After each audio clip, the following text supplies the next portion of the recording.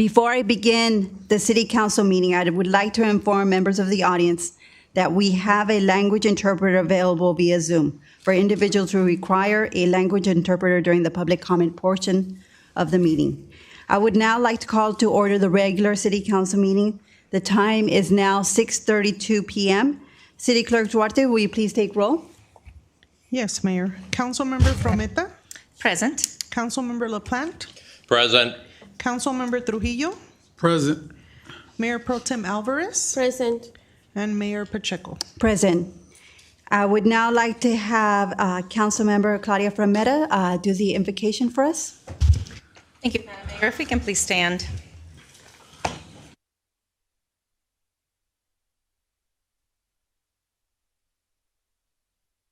Thank you, Heavenly Father, for giving us life, and thank you for the blessings that you bestow upon us as a free nation.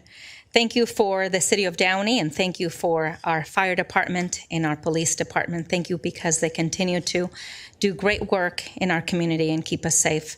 Thank you for my council colleagues, and thank you for the city staff who continue to work on behalf of our citizens. Lord, I pray that as we come together as a council, we pray for wisdom and we pray for unity. And we pray, Lord, as we do the people's business, that we will be efficient and effective in the time that is allotted. We pray all these things in your name. Amen. I would now like to invite up Jeannie Wood, who will lead us in the Pledge of Allegiance. Thank you. Place your right hand over your heart. Ready, begin. I pledge allegiance to the flag of the United States of America and to the republic for which it stands, one nation, under God, indivisible, with liberty and justice for all.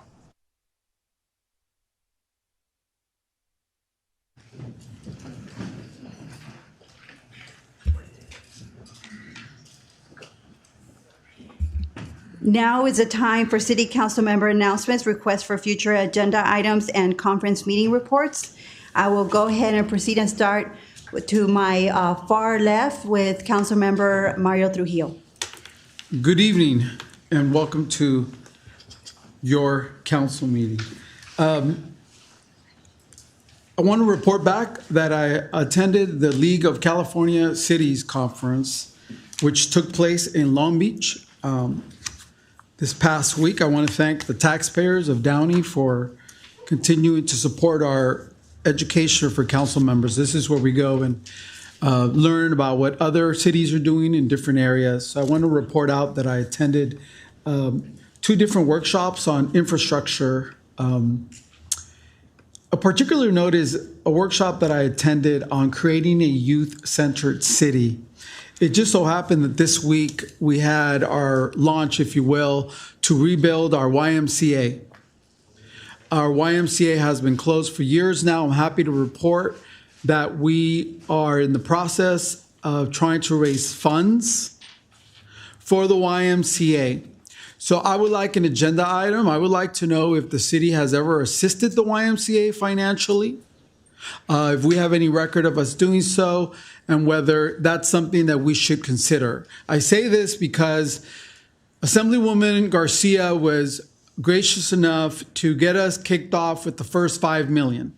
My understanding is that it's a $3 million. Thank you, Councilmember LaPlante. I do not want Christina coming back and yelling at us for saying we gave away more money. Yes.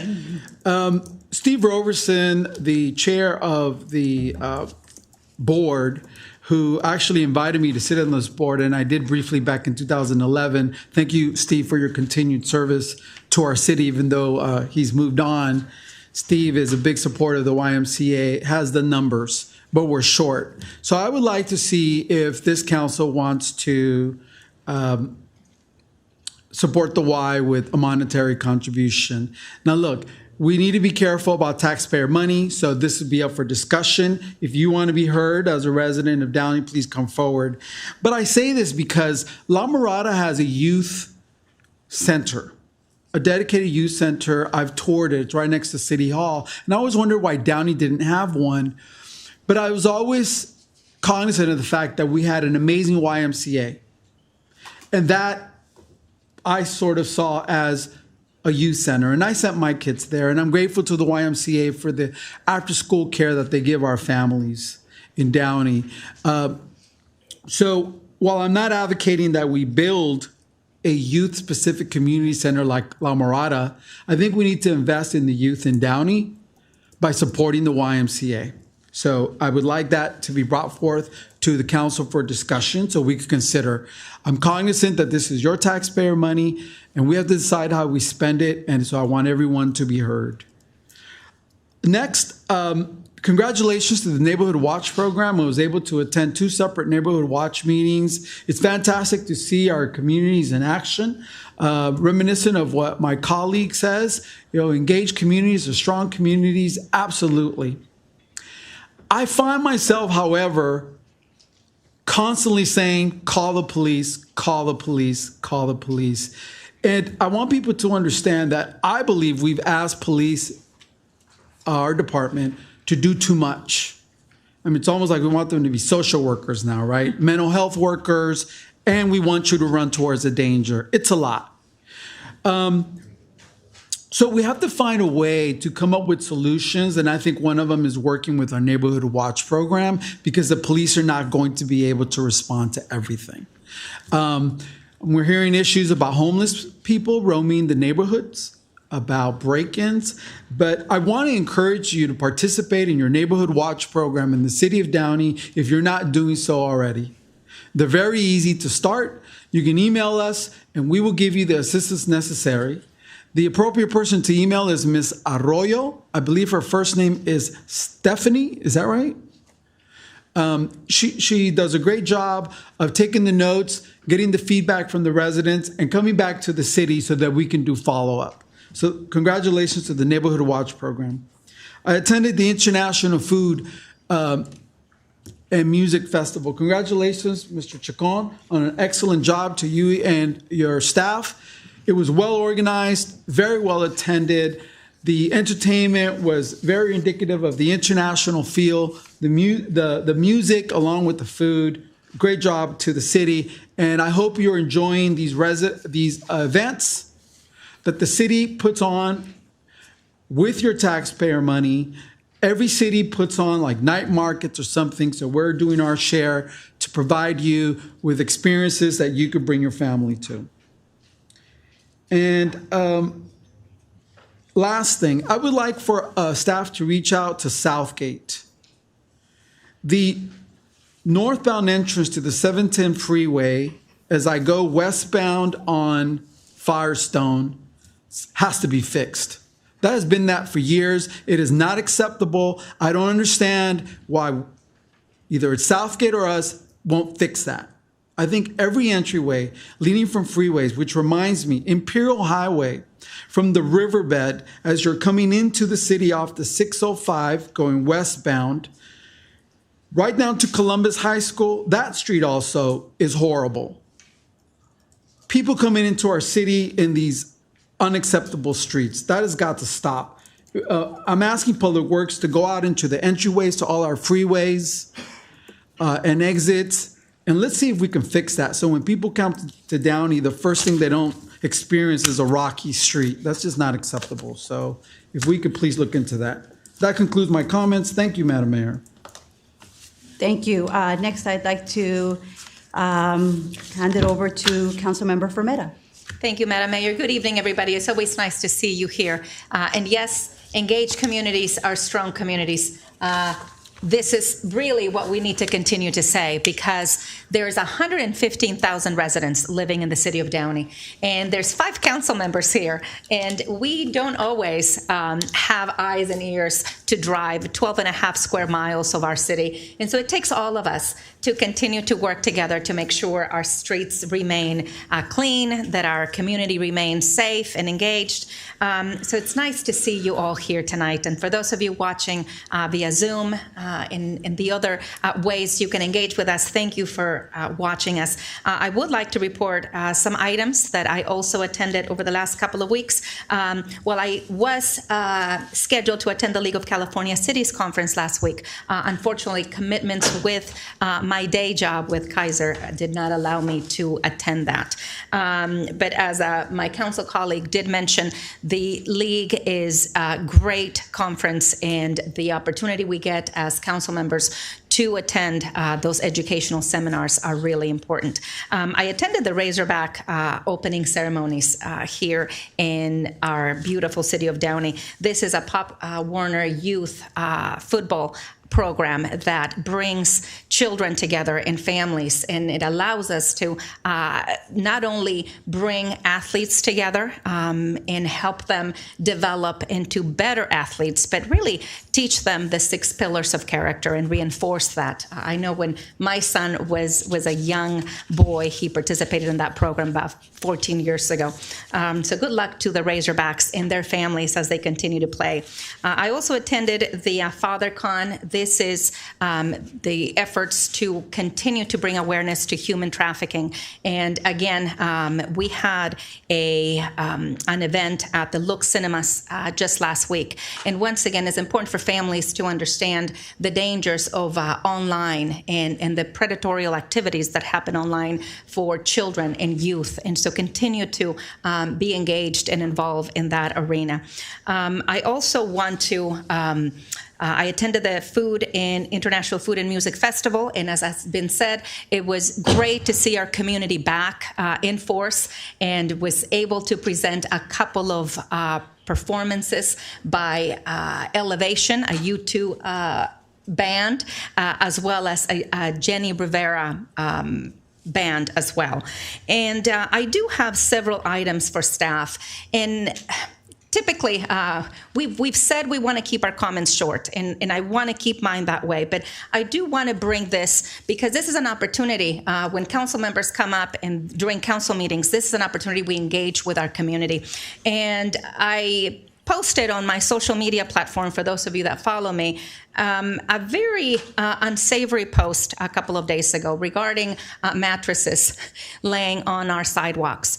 And as I drive around our Downey, I am really taken aback, and I think this situation really became an issue for our community in the last couple of years, especially during COVID.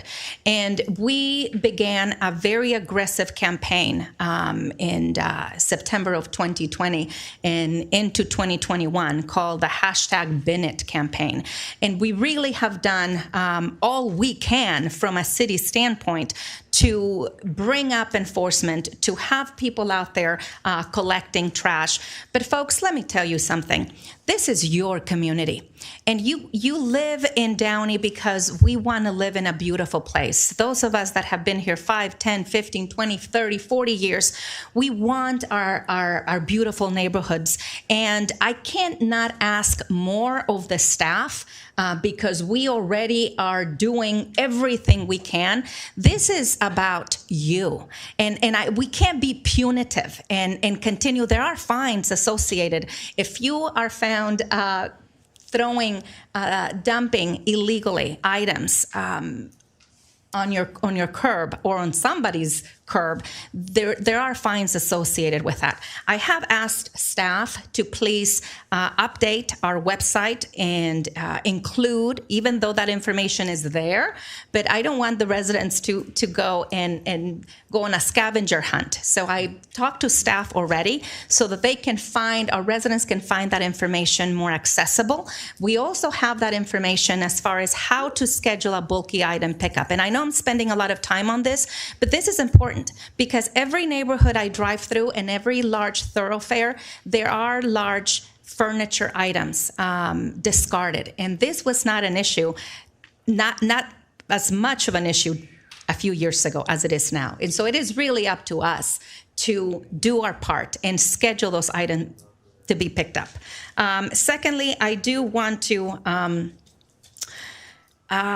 ask the staff, as I walk around the neighborhoods and I talk to our seniors, and in saying that, I know we have an event coming up for senior Foley's at our Barbara J. Riley, and that event is coming up Saturday, September 24th at 1 p.m. But I do want to ask staff to take a look at the calendar of events that we have and the programming that we have for our senior community. Oftentimes, I am informed that many of our seniors have to go elsewhere. They have to go to Norwalk. They have to go to Bellflower because they offer better programming for seniors. We do have an exercise room at the Barbara J. Riley for our senior community. And I don't know how updated that room is. It is rather small, but I really want us to make a conscientious and a more concerted effort to do something more for our seniors. I know Councilmember Trujillo just asked staff to look into being, a youth community, but we have to balance both. And we do have a very large senior population that we've taken care of over the COVID period, and we need to do better, especially because we have a senior center, and more activities as far as exercises and classes need to be included. I also received some communication from our residents letting me know that we also need to think about, for families that have multiple children and they would like to take classes, the classes that we offer through our Parks and Rec, to look at offering maybe more discounts for our families, especially if they have multiple children. Some of these classes I know fill up rather quickly, and because we have 115,000 residents, some of those classes may be impacted in size. But again, if we can take a look at where we are in terms of classes and in terms of cost, and really take a look at that and report back, that would be greatly appreciated. A couple of other items that I do have is many residents continue to call me and email me about RV parking along many thoroughfares, along Woodruff, along some are already parking along residential neighborhoods. And I know I asked staff about an overnight RV camping ordinance or parking ordinance. And I need to know where we are with that, because that is something that residents are really concerned about, especially because of what that brings. Potential criminal activity, additional trash to their neighborhood, and just plain safety issues. If we can take a look at Woodruff Avenue between between Firestone and Stewart and Gray, and also under the overpass, the 605. There seems to be right by where Wilderness Park is. There's some areas there that some residents have been concerned. Additional RVs have been parking as of late. And then one more thing I need to ask our residents to think about, and this is really concerning as well, is some of our streets, especially smaller residential streets, are becoming freeways. And I just got off the phone with multiple residents today, as a matter of fact. Pangborn, from Firestone to Florence, and those of you that have been here as long as I have, you know that we only have one stop sign between Firestone and Cecilia Street. And from Cecilia all the way to Florence, there's no stop sign whatsoever. And last week, 6 vehicles were totaled. And also, in the last month, we've had several car accidents. We need to do something, and I would like Public Works to look at, I know we've discussed that in the past, and it hasn't gone anywhere, but I need us to do better for our residents, especially there is a sidewalk, a very large, crosswalk leading to Rio San Gabriel, and it's happened to me a few times where I was afraid a child or a family were going to be run over because although we have a very large crosswalk on Pangborn, getting close to Farm Street, people don't slow down. And there's not a stop sign there, so they just move along.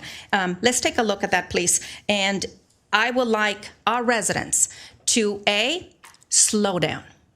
When you're going through the neighborhoods, we don't want a fatality. We don't want to hit a child or someone that is crossing or walking leisurely during our evening walks.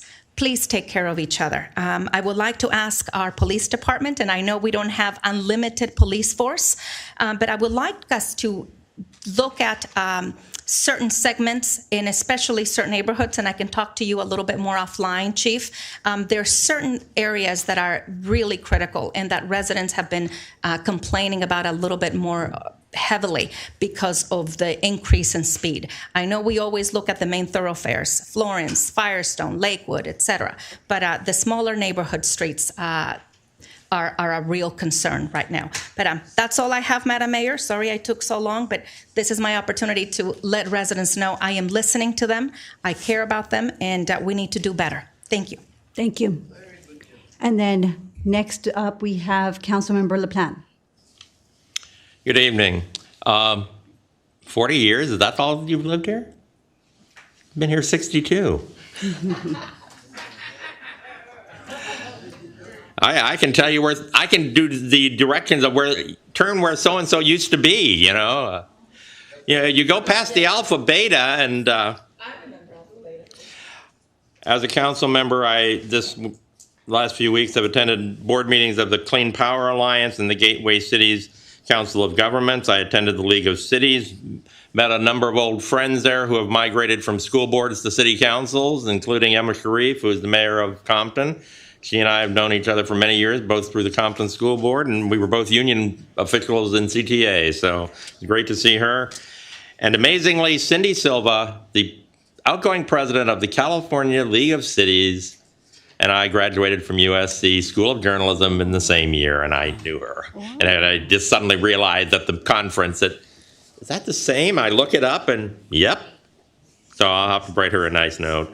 I was able to attend the ceremonies for starting the renovation of the YMCA. I'll join with Mr. Trujillo in asking that the council have a report and some kind of information on that so that we might be able to make a decision at some point.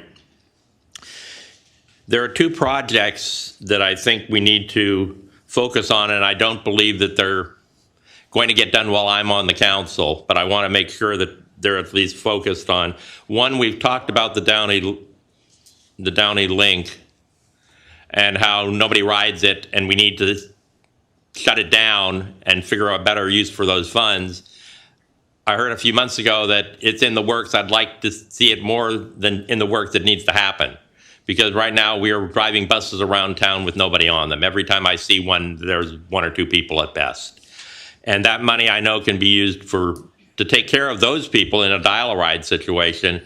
And I was told by staff somewhere here in one of the meetings that there was of the money we're spending on Downey Link, about $1 million could be allocated towards roads and improvements of roads. And that's money we should be spending on roads and not just driving around on them in nice little clean air buses.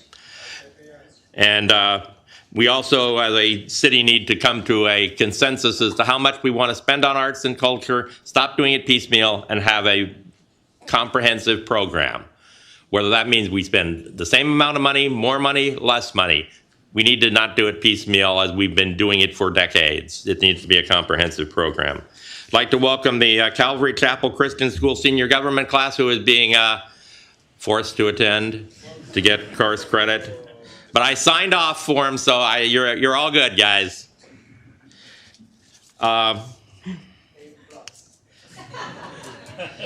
My question in regard to Mr. Trujillo's comments regarding the on-ramp, I agree with you. The on-ramp is a disaster area, but whose responsibility is it? Because the real disaster part looks to me to be the Caltrans part. The Caltrans part, not the Southgate part, because the Southgate, there's a dramatic change when you go from Firestone onto the on-ramp. And I'm thinking it's, once again, Caltrans who is.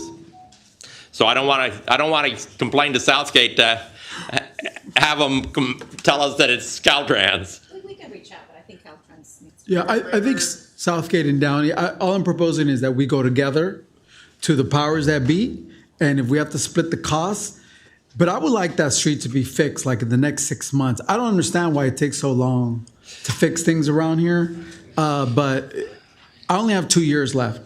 All right, so there's going to be a lot more street fixing. Thank you. Yeah, And if you're worried about streets that don't seem to have a lot of stop signs or controls on them, take a look at where I live at Stewart and Gray between Old River School Road and Garfield. There's nothing there, and it's a drag race scene a lot of evenings. So, thank you. Thank you. Next up, we have Mayor Pro Tem Alvarez. Thank you, Madam Mayor. Good evening, Downey. Welcome, everyone. Thank you for joining us here and on YouTube. I look forward to our meeting and hearing from the public. I attended the League of California Cities. It was great to connect with others and learn more about how we can serve our residents. Next, I want to speak about what happened at last meeting on August 23rd.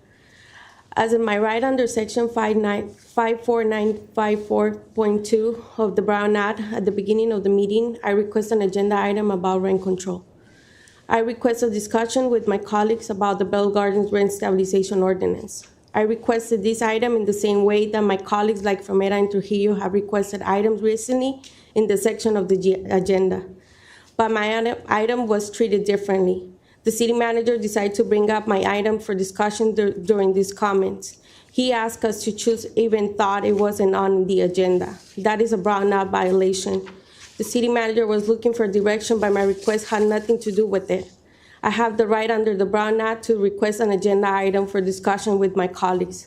After discussion, he could have a direction not before the vote. Then my colleagues allowed him to do it. Fomera said the votes aren't there, but how does she know? We haven't taken any votes on it. We are different council than the last time we discussed rent control. And I was not asking to bring back our previous discussion. I wanted to discuss the Bell Gardens ordinance with the future conversation to bring rent control to the agenda.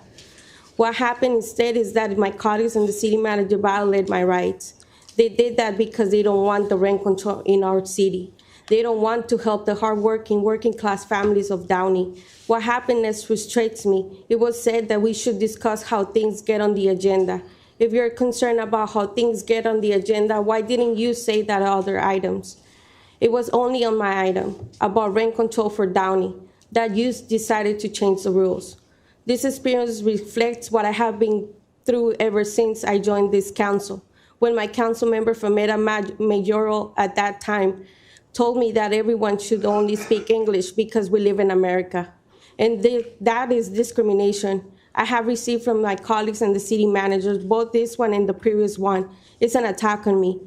Everyone talks about helping the needy community, but I don't see the help for the lower income family, renters, and are struggling to pay rent. Every month, families choose between rent and food, and I'm one of them. I have to choose between rent and food. Not everyone can apply for food stamps or Section 8. Not everyone in this city is wealthy. We need rent control and affordable housing. I remember when I first came here to ask for rent control, and Fomera said she worked 3 jobs to pay her school. She says if she can do it, everyone else can too. But times have changed. There's no affordability in this city of Downey. I'm not making this up. This is the truth, and it's outrageous that my colleagues think this city is doing just fine when it's not. Downey families need more support. How is a family supposed to pay $2,300 in rent, plus bills, plus food, plus medicine, plus gas, etc.?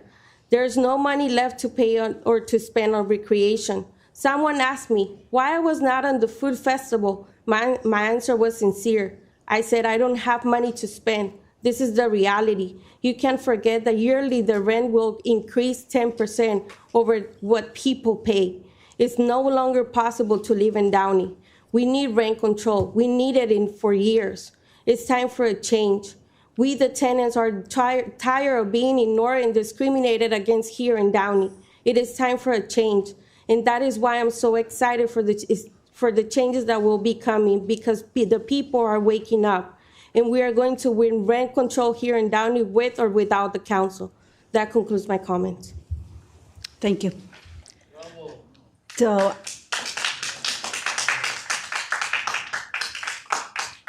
I want to welcome everyone to our City Council meeting. Thank you all for joining us here this evening. I do want to give a special shout out to our Calvary Chapel students as well. Thank you for being here. Let's give them a round of applause.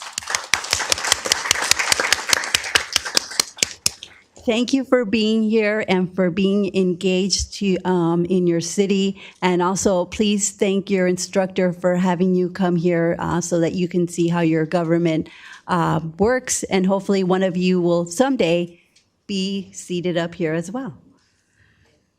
So several events that I attended, there are a lot. I've been busy. I attended the Coffee with the Cop event, which is always a lot of fun. Thank you, Chief Murray. I know you were there as well, and this is always a great event. It's an opportunity for our residents to come out, talk to our officers, share their concerns, and get to know our officers. I also attended a Summer Golden Music and Movie event at Golden Park. This was on August 26th. This was in collaboration with the Assemblywoman Cristina Garcia. On August 27th, I attended the 50th anniversary for the Downey AYSO. And then on August 28th, I attended the CERT graduation of the World Mission Society Church of God, who had 100 participants from all over the state of California. It was amazing to see such a fun group, energetic and amazing students. And this actually shows and it exemplifies how great of a program, how great of a CERT program that we have here in the city of Downey, where we had people from all over the state join us. And then I attended several neighborhood watch meetings. So I attended one on August 30th. And I attended the other one on September 6th. And then on September 1st, I was a guest speaker on a panel for the California Association of Realtors. They had a Woman Up annual conference. And the reason for me being on this panel is to discuss my pathway from being a realtor. Besides being an attorney, I also have my realtor's license and broker's license. So I discussed my pathway from a realtor to elected official. And I as well attended the League of California Cities. So many exciting sessions. The League of California Cities is a statewide organization, and the purpose of this organization is to provide training opportunities, but also to be an advocate on behalf of cities, so that way we can oppose or support certain bills that would be beneficial, or again, oppose bills that would be detrimental to our cities. But I am currently serving as the first VP of the Mayor's and Council Department. And during one of our sessions, during our business meeting, we provided several torch certificates and lapel pins. So at the Mayor's and Council Departments, we had this torch program. The reason for this torch program is to recognize those elected officials who are involved with the Cal Cities. That's the new name, Cal Cities, instead of League, which everybody refers to it as. But the whole purpose is for us to honor and recognize those elected officials who have put in their time and effort and have gotten a lot out of Cal Cities. So we have level 1, level 2, and level 3 programs. And so I invite my council colleagues to get involved with the Mayor's and Council Department and to be involved and hopefully put in the application. I know many of you probably can get up to level 1 or possibly level 2, so I definitely recommend that. So I'll make sure you get an application. But that's always, like I said, a great conference. And then yesterday I attended our September 11th remembrance ceremony at our Civic Center. It was a time in which we remembered all the lives that were lost due to the horrific terrorist attack on our U.S. soils on September 11th. And many of us do know where we were. I remember I was in law school. I was getting up in the morning, and I got a call from my mom, and she told me about the terrible news on the attack over at the, I can't even think, the Trade Center. World Trade Center. And so I still remember what happened. Our law school was closed for that day and the next day because I was attending Loyola Law School, which is in downtown LA. But we all have stories like that. We all remember where we were on this tragic day. And what I want us to do is remind our students, remind our youth of what happened on this tragic day. And so I really want to thank our Downey Police and our fire department for everything that you do on a daily basis, for keeping our community safe, for going into harm's way just to keep us safe. Both our Downey and our fire department, they are exceptional men and women. And so I would really like everyone to please give them a round of applause.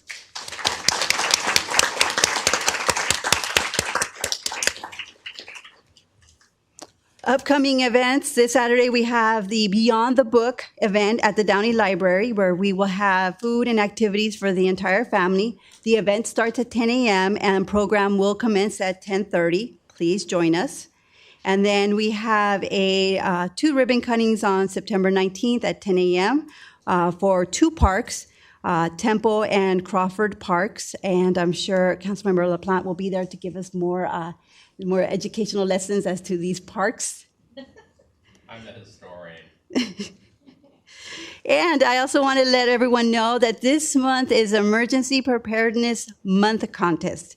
If you complete a free online training through FEMA called IS 94.A, Protecting Your Home or Small Business from Disaster, you can win a backpack, which I have right here. This backpack right here, you can win. And there's some information in the back, and we also have some information on our city's website. At least I hope we do. And we do. And you just have to submit a certificate of completion by Friday, September 30th by 11:59 p.m. So go ahead and sign up, and you can win a really cool backpack. And I also wanted to provide everyone with an update as to our homeless count. I want to share with everyone that our homeless count is 40, which is a 15.5% drop in 2020. I'm sorry, it's down by 40. Is that correct? It's down by 40. That's correct. The number is 218, so Sorry. it dropped 15.5%. So it from the dropped by previous. 40. So our homeless count, our homeless numbers are 218. This is for this year, 2022. And just to give everyone a breakdown, 2020, it was 258. 2019, it was 174. And in 2018, it was 180. And the county is attributing the results of the homeless count due to COVID-19 efforts to assist the homelessness. Also, I did want to, speaking of homelessness, I keep getting a lot of emails and text messages about the homeless encampment near Calvary Chapel. It's that vacant lot. I know it's owned by somebody. I want to see what we can do, because I feel like we're constantly, and PD does an amazing job. They go out there, they clear out the homeless encampment, and then they're back within a month. And I feel like we're just constantly going out there, and I feel really bad for our police chief, because believe me, I keep bugging her, like I believe like once a month. I keep sending a text message saying, okay, they're back, and it's because a resident keeps testing me about it, and so I want to see what we can do to help the property owner. So maybe we can look into that. I would like to have order, or if we cannot have order in the council chambers, I will clear the council chambers. So I ask respectfully that when we're conducting business, if you're not at the podium speaking, that I have everyone in the audience please remain quiet.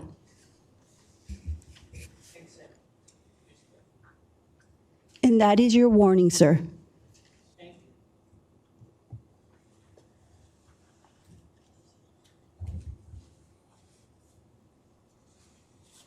I have one presentation. Madam Mayor?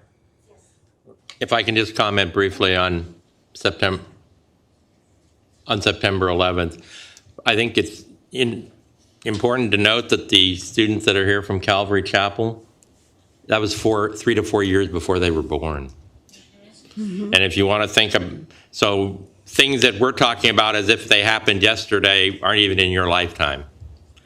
And if you want an interesting experience, try teaching classes of eighth graders what's going on in real time. We had at our school, we had a student who asked one of the teachers, "Can you shut the door? I know it doesn't make any sense, but it'll make me feel better." That's the kind of fear that was going on 3,000 miles away. Okay, before I do the presentation, now is the time for city manager staff member comments. Item number 1 listed under city manager staff member comments regarding discussion of proposed roundabouts at the Reeves Avenue at Quill Drive intersection. And it will be presented and discussed also under administrative reports as item number 15. Interim City Manager Scott, do you have any comments? Yeah, I have a few comments. I guess I should. I've only done this 40 years. You'd think I'd learn to turn my mic on. We'll talk about the roundabout later in the agenda so that public comment occurs before we have discussion of that item. I did want to say a couple things to the class that's here. Thank you for being here. I'm a city manager, and I'm quite sure that if I asked everybody in the room, what does a city manager do, that most people would say manage the city. I know that's what my children would say, my now grown children would say. But the city manager is a position that's appointed by the city council to manage the day-to-day operations of the city. Council members, sometimes it surprises people, council members are not fully employed full-time at City Hall. They have their own jobs, their lives that they live, and except for a tiny little bit of money that they make doing this, they're pretty much community volunteers, and we're all grateful that there's people who are willing to step up and do that kind of commitment of time and energy for their communities. So I have great respect for all the council members that I work for. It's a different form of government than you really study in school. When you're in school, you're studying mostly about the 3 branches of government, right? And, executive, legislative, and judicial. The federal government's organized that way, the state government's organized that way, but cities are not organized that way, with a very few exceptions. There's some really big cities that do it that way, but very few do. We really don't have a judiciary in the city, but we have a legislative and an executive branch. However, they're not equal. In the federal government, remember, there are equal branches of government. In local government, it's really organized the same way most nonprofits and most corporations are organized. So the legislative branch is the superior branch of government, and the executive is subordinate to the legislative, and the city manager is appointed much like a CEO of a corporation or an executive director of a nonprofit, to be the person who takes the direction of that legislative body. I don't work for each individual council member. I work for the entire council. My boss is the city council. It's not each individual council member. Now, if they wanted to vote to find a new city manager, then they would each of them have their own vote, and their vote would matter to me. But the fact of the matter is I get my direction from the body as a whole and not from each individual one of them. And I point that out because in some respect, that becomes part of the confusion of the day. And you'll see some of that tonight. Democracy, as you keep hearing, is messy. It's not as efficient as a private company where one person can have great authority to do lots of things on their own. Democracy is a very much different and messy operation. And we have differences of opinion.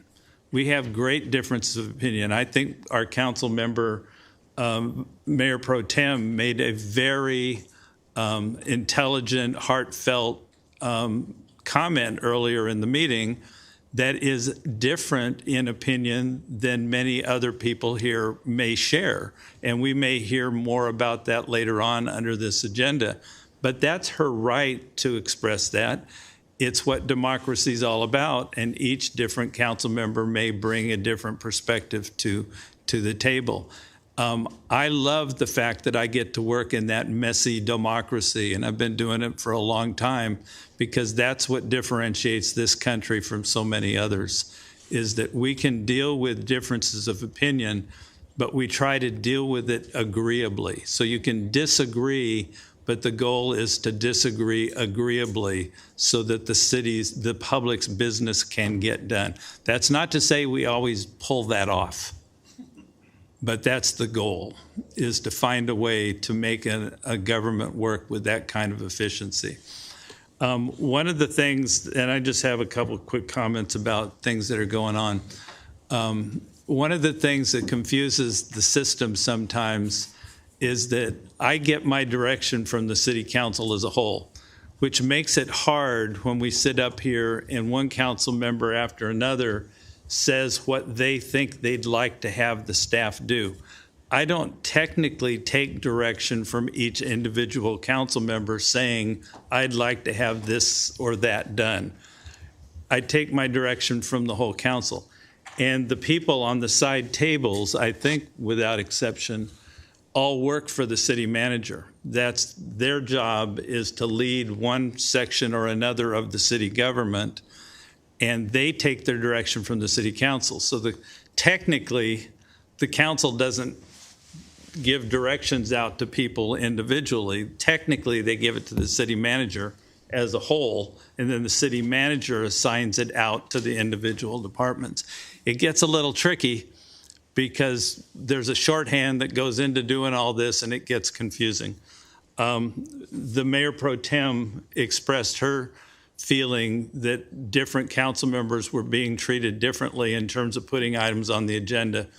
I absolutely would agree with her. That would be unacceptable if that were the case. So I want to make sure that it's not going to be the case. So we have a policy that's on the agenda, or a discussion of policy on the agenda, to make sure that the city council will operate to where it is equal for all council members at all opportunities. And we're going to talk about that later on in the evening tonight. Mr. Martinez, that's your warning. Or is it Rodolfo? Rodolfo, sorry.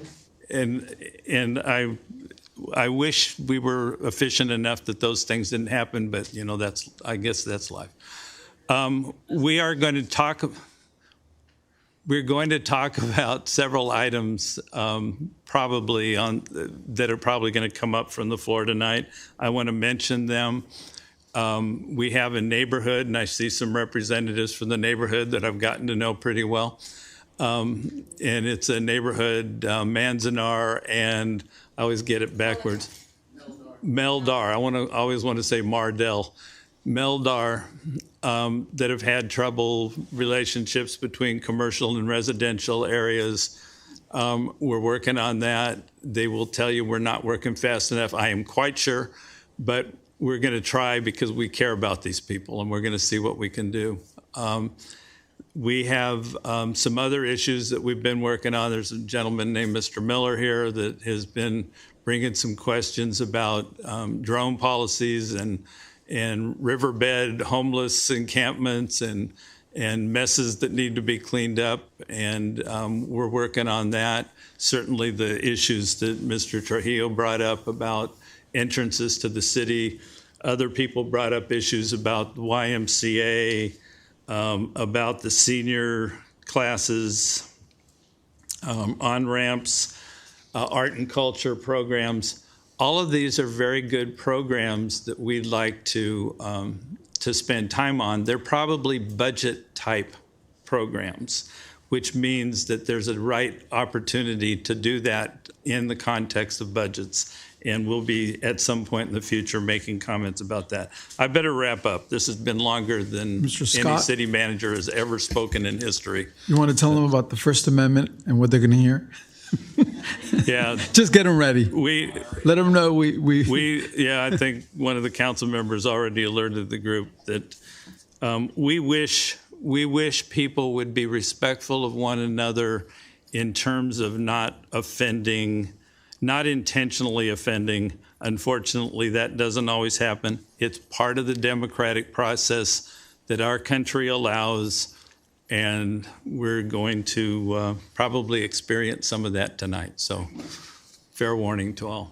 Thank you for letting me carry on like that. I'm just excited that we've got young people here who care about government. It's a good career, and I highly recommend it. Thank you. Thank you, and then thank you for educating our students here today.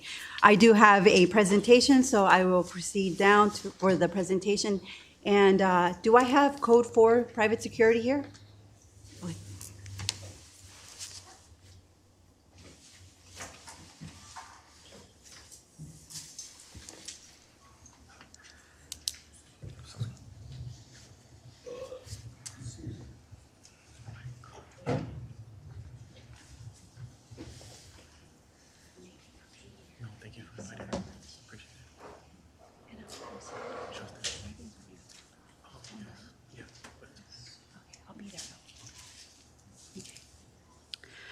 Hello, everyone. So I am truly pleased, and I have the pleasure of recognizing Code 4 Private Security.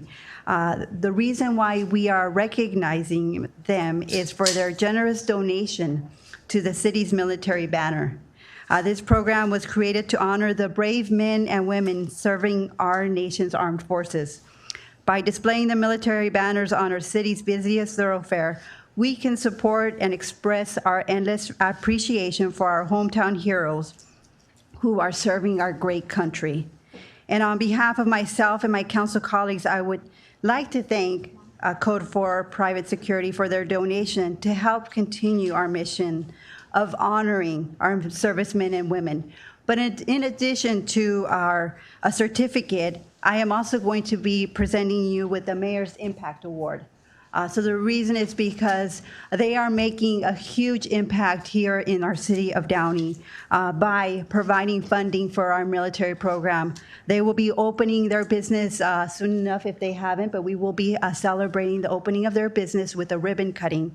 And so I look forward to your business here in Downey. I look forward to it continuing to grow, and I appreciate your efforts here for our city. And I'm going to go ahead and hand it over to you so you can also explain further all that you're doing here in our city.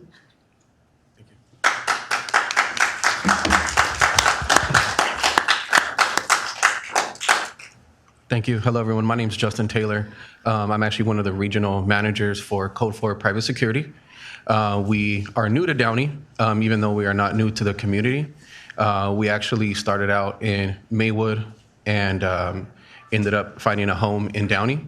We're definitely on the forefront of security and also, providing assistance to the police when needed. We definitely want to welcome everyone to come down to our ribbon cutting, which will be, I believe, October the 12th, where you can find out more information on services we offer. I know I've heard a lot about homelessness, and maybe that's something that we can help with. So we look forward to seeing you guys, and thank you.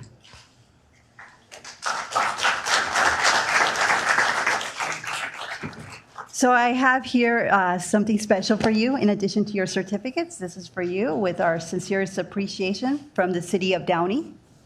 Thank you. I have a certificate of recognition on behalf of the city council. And I also have the Mayor's Impact Award, which reads, in recognition of your selfless dedication and always going above and beyond for others. Your heartfelt efforts and accomplishments have been of enormous value to our community and have helped to further the common goal of making our city a better place for all. Thank you. Thank you.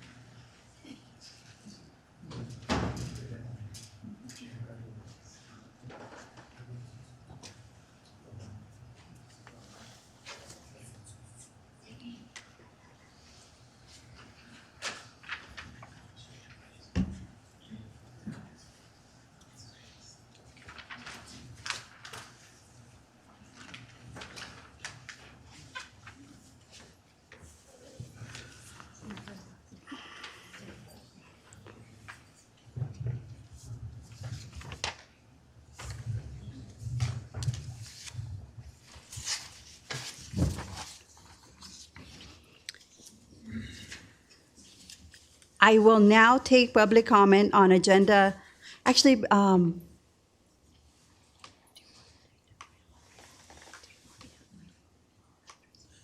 don't we do it right away? Why don't we give them a chance to make it? okay.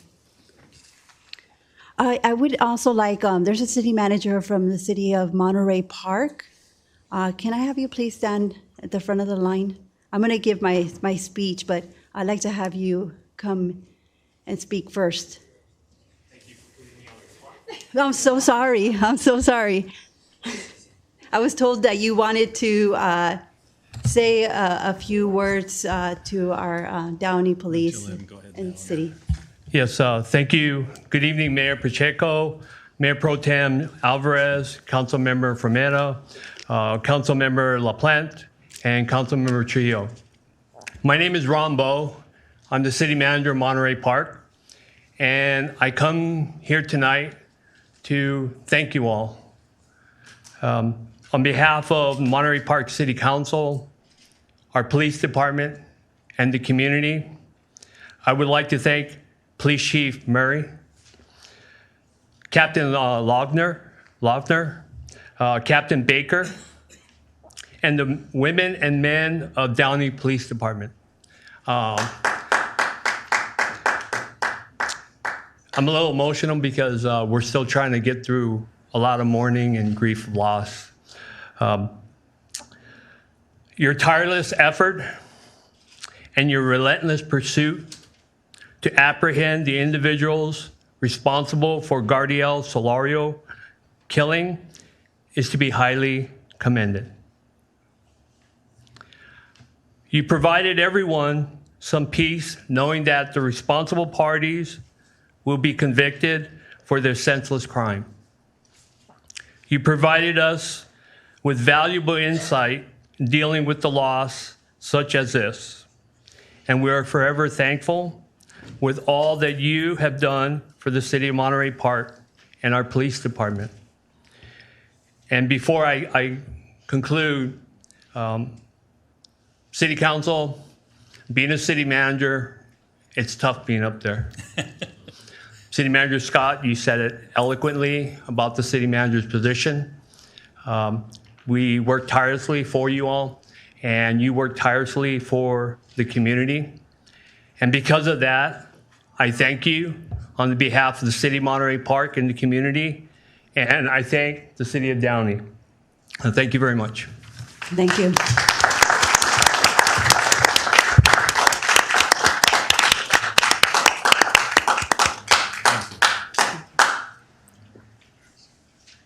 I will now proceed to take public comment on agenda, non-agenda, and consent calendar items next.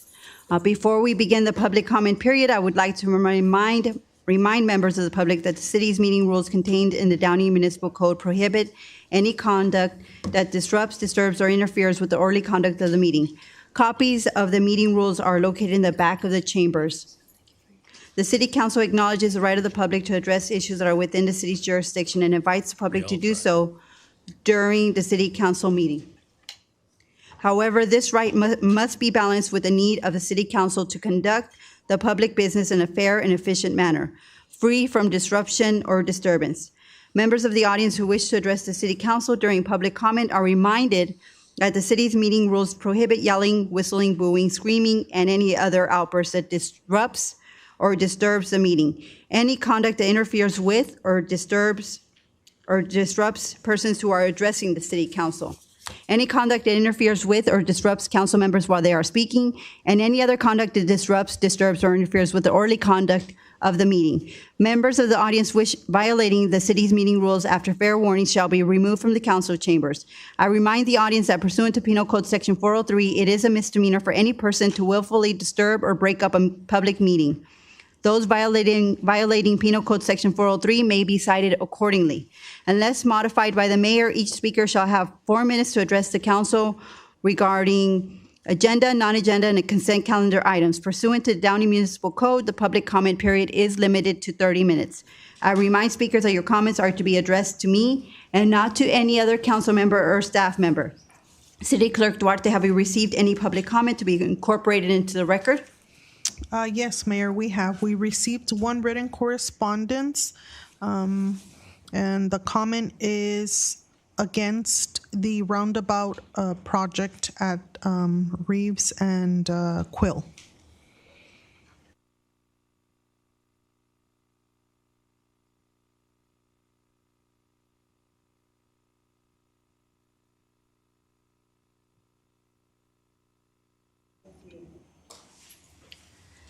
Thank you.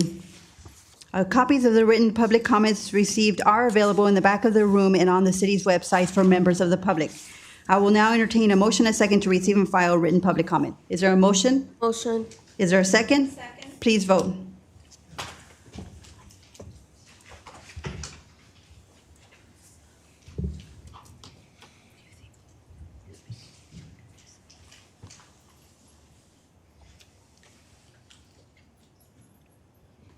The motion to receive and file public comment is approved unanimously.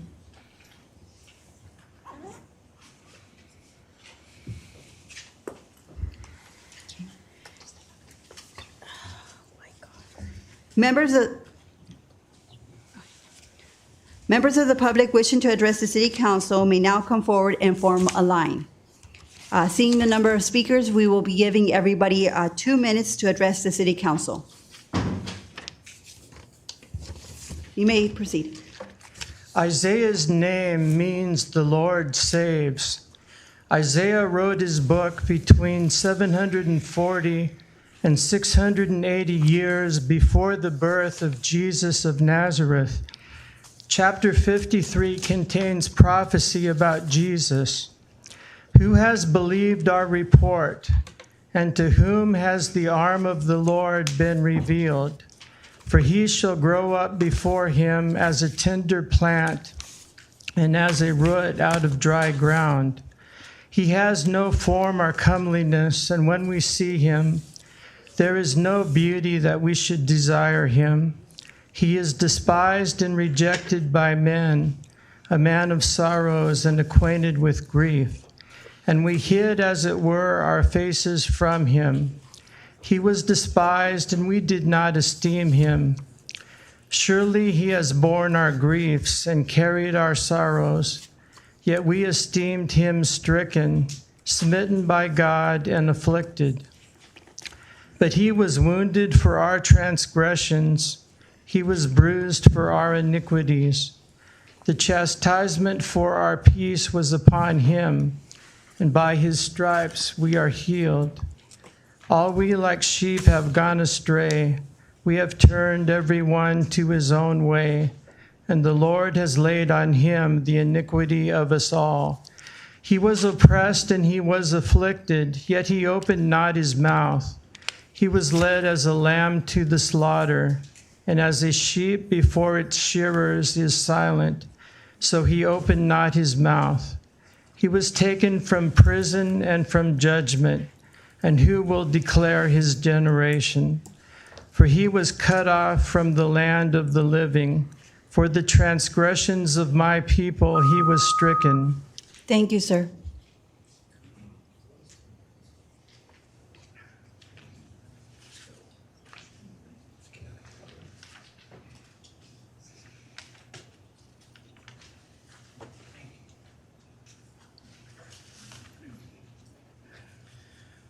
A dirty nigger. 4 minutes down to 2. Well, Brandenburg versus Ohio, US 395 444. 1969 is an example of censorship and to eliminate what is called free speech, because white niggers too, like the 4 there, are going to do that to you.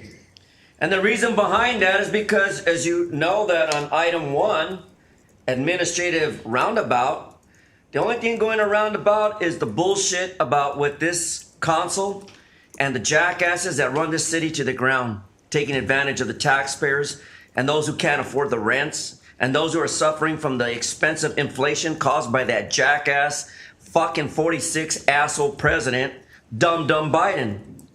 So you can play the games as assholes that you are, but I'm going to put it on the record under 42 U.S.C. 1983 for the students, 18 U.S.C. 242 to deprive a white nigger like me to speak in front of the council for 4 minutes, and 18 U.S.C. section 245 because you're a bunch of cunts, twats, cocksucking motherfuckers.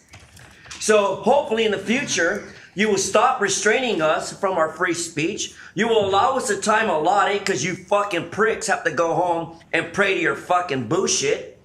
Right, Mr. KK Baptist bullshit? I heard you earlier, Mr. LaPlante. When you're going to tell students that Mr. two Herman, individuals... direct your comments to me. Like I said, when you're going to direct students that two individuals have foul language and vulgarity, it's not vulgarity. It's my expression of free speech. Limp Bizkit would say, fuck that. And niggers with attitudes will say, fuck the police. So if you don't like your job, motherfucker, get the fuck out of our business and let the people run the city the way it should be run without discrimination. Thank you, and Mr. hate, Herman. asshole. And this is from Warned the you records. guys. Thank you, ma'am. You know, if it weren't for the fact that it would cost us $1 million, I bet you we could get a 6-3 vote at least from the United States Supreme Court to say that that isn't allowed. Love you, sweetheart. Thank you, Mr. Herman. You're welcome.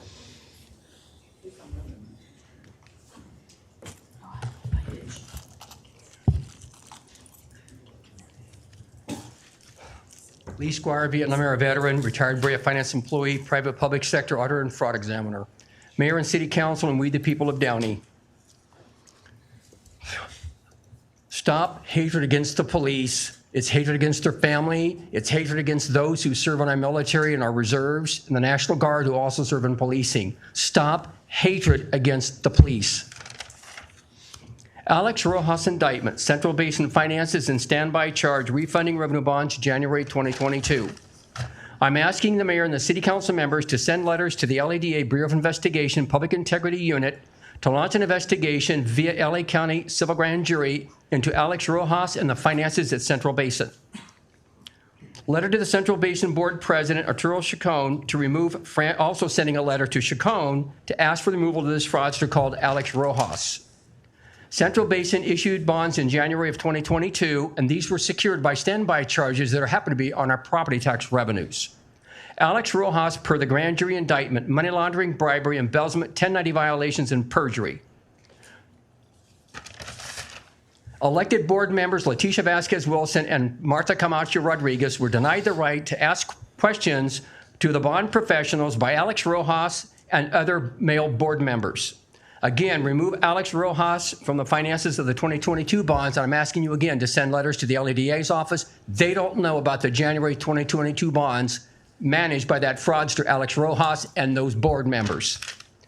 God bless America. God bless the nation of Israel, military, veterans, local policing, and their families. My documents to the grand jury indictment, the tentative ruling in favor of Leticia Vasquez for state violations of civil rights and free speech by the male members of the board and Alex Rojas.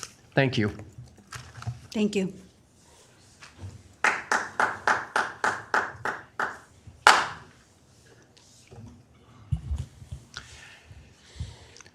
Madam Mayor, members of the City Council, Mr. Scott and staff, good evening. Madam Mayor, I want to recognize Mr. Scott on his great presentation of the basics of what's involved with the city government. Very nice job. Secondly, you, Madam Mayor, alluded to the fact about 9/11. May I respectfully request that in your adjournment this evening, that you include all members and victims of the 9/11 massacre that occurred many, many years ago. And may we never forget what has happened to our country. Mm-hmm. Finally, there was a comment made earlier by Mr. Trujillo about police and the possibly responding to issues. It may take a longer length of time. In my opinion, crime in the country is slowly eating away where we stand. It's getting slowly worse and worse. And there may be a time when people or the police may not be able to respond in a timely fashion to someone calling on 9/11. And my suggestion, although I don't know anything, is that we as the people need to be aware that if our government, our police department, cannot respond in a timely fashion to what we would request, we as the people may need to protect ourselves. And what that involves is going in a direction which I'm sure many of us do not want to happen. I yield my remaining time back to you, Madam Mayor. Thank you. Thank you. And we will be adjourning in their memory. It's already on my agenda. John. Thank you. It's been a while since I've been here. David Bowers, 10620 Dolan Avenue, Downey, California. It's my address. My subject is just for government agencies in general. Since it's your local, I can speak here. At a minimum, no individual who violates their oath to uphold the United States Constitution has any authority over me. Have a good day, Mayor.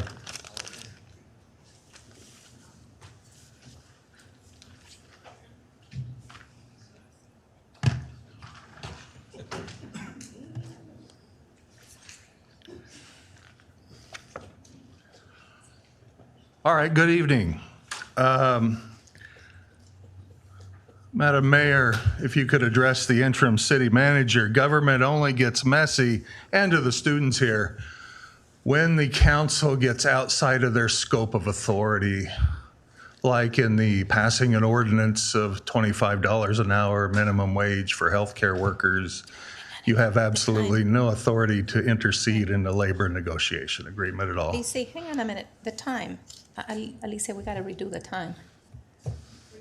Well, isn't it 4 minutes? 2. Oh, 2 minutes. Never mind. My bad. Okay. I've got a thing here, proven record of accomplishments from our mayor, Blanca Pacheco. One accomplishment was during the lockdowns that you established was that you shut down Calvary Chapel's church. You ought to tell the students that you did that and that you fined their pastor. That's what you did. That's an accomplishment. Another accomplishment is you got the hotel tax. Possibly it's on the ballot. You want to raise the hotel tax from 9 to 13%. Unfortunately, you say it doesn't apply to the residents, but it does. If I stay at a hotel, I have to pay it. And the nonprofit organizations that are helping people stay in motels are going to have to pay the 13% tax as well. So where are they going to recoup the money? And where are you going to recoup the money? Well, we know how it works. It goes from one entity back to you for more government. You've increased our fees 10%. That is an accomplishment for you, Madam Mayor. You supported a car tax. When your opponent in the assembly race wanted to withdraw the car tax, is advocating for withdrawing the car tax, but you wholeheartedly supported it with Gavin Newsom. So I'm out of time since we're getting cut short now. Thank you.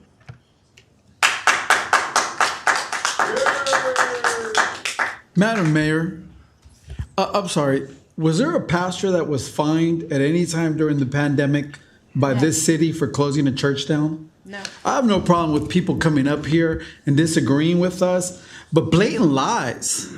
Blatant lies. I mean, that's a new low for you, gentlemen. You're already a racist and a bigot, but you're also a liar. Councilmember Trujillo.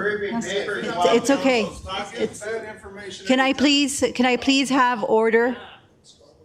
Again, if you cannot conduct yourself in a decent manner, we will clear the council chambers.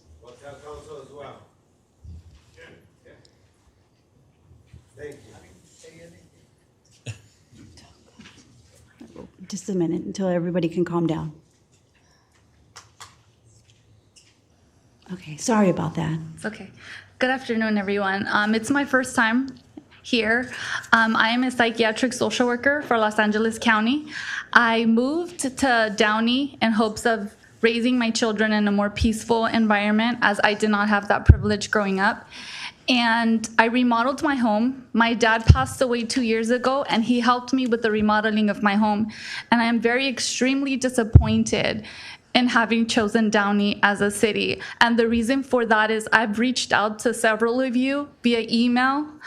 I've gotten no response. When I did reach out to you once again to tell you that the street that I live was a cul-de-sac when I purchased the home 5 years ago, because the Florence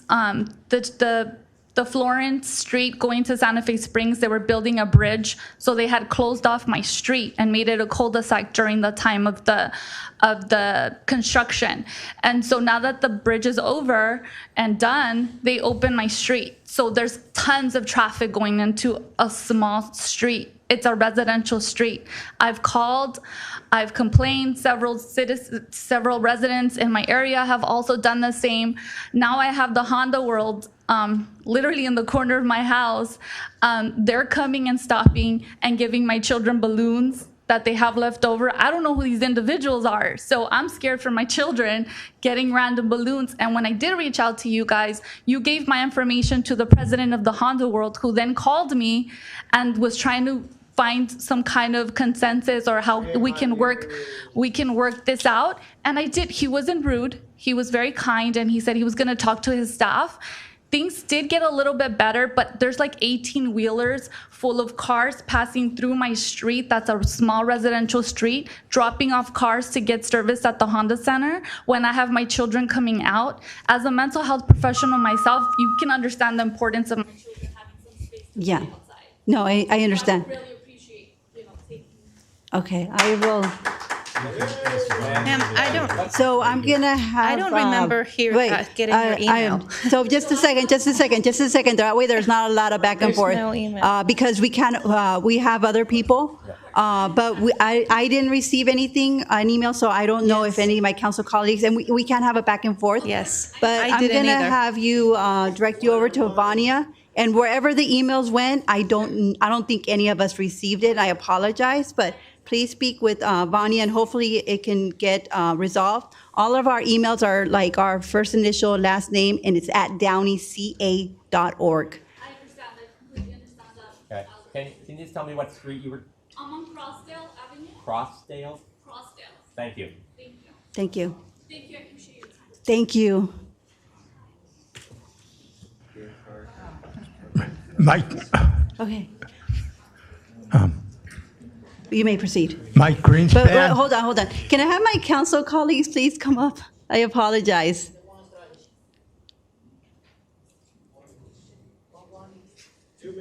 Claudia.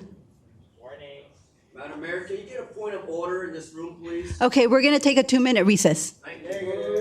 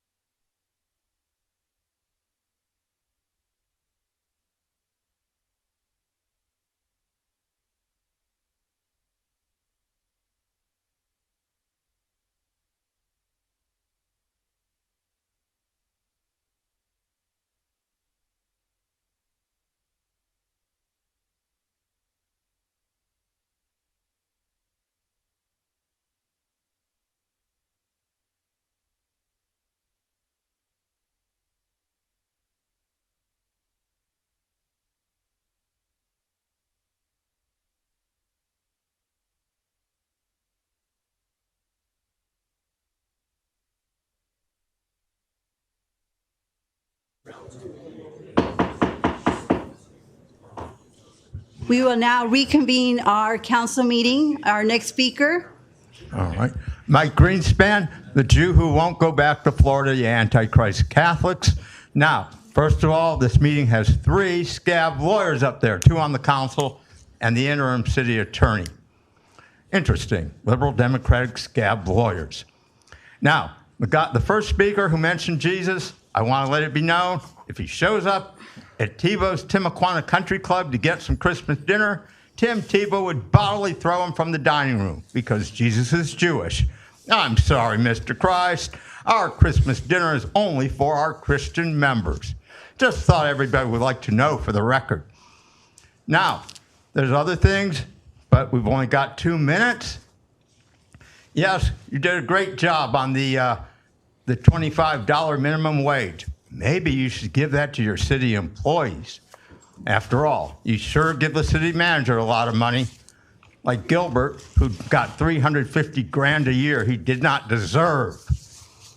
And Blanca's UCLA, $103 million in the red for the athletic department. And by the way, UCLA broke a record. They only had 27,143 fans against Bowling Green. Yes, UCLA football games are like Humphrey Bogart movies. People don't go to them anymore. What a waste of our taxpayer money. Will Blanca do anything if she is ironically or erroneously elected to the legislature? No, she'll just play with her puss and do nothing but fuck over the taxpayers. Oh, there's lots of other things I'd like to say. Speaking about the police, for the record, I've got something about Mitchell Englander, who took money bribes, pussy bribes, and everything else, his wife holding his hand, the hand that rubbed his escort's pussy in Las Vegas. And go back to Burbank, Snow White. Thank you.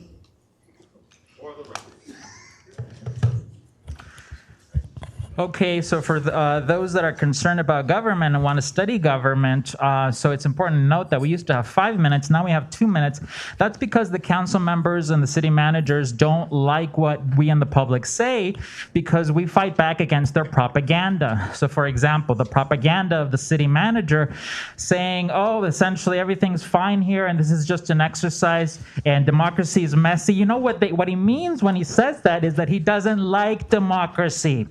That's why he did what he did do at the last meeting, which was accept other items for agendization, except the rent control item, because it's very important for everyone to know. You know, everyone up there doesn't want young people growing up here in Downey to stay in Downey. We've heard a lot of testimony around that you guys just want to evict them. In fact, we had council members previously who were evicting young people. The mayor is an evictions attorney. She's evicted tons of people, and that's because she doesn't have a heart. You can go on the Instagram for Downey Tenants Union. You can see that she does not support stability in our community.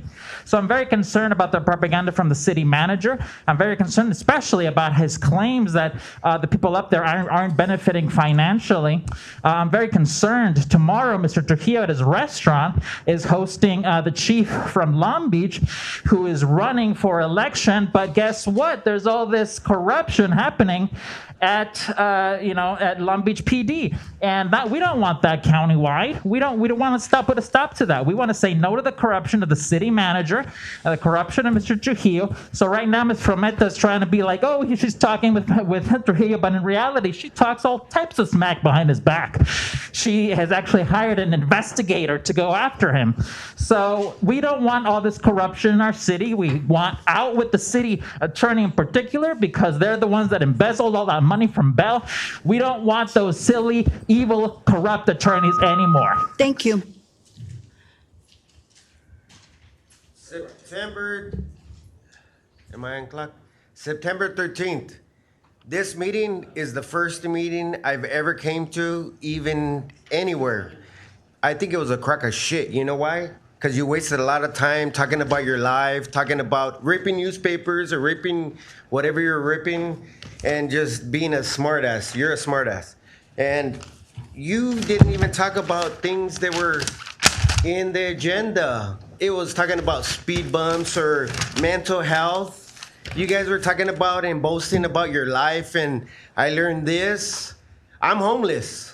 I have nowhere to live, but you guys have somewhere to live. And Grandpa, LAUSD. Sir, please direct your comments to me. I got it. Yes, Miss Mayor. But you should go back to LA County for your shenanigans. And you can bolster about your popcorn. And you know what? Not once did I hear about anything else other than your lives, other than the city of Downey. You guys need to figure out what you're going to do for the people of Downey, other than bolstering about your lives. It was a crock of shit. And that was the first time I've been here, and I don't live in Downey, and damn sure I'm glad I don't. Don't come back. Who said that? Councilmember Trujillo.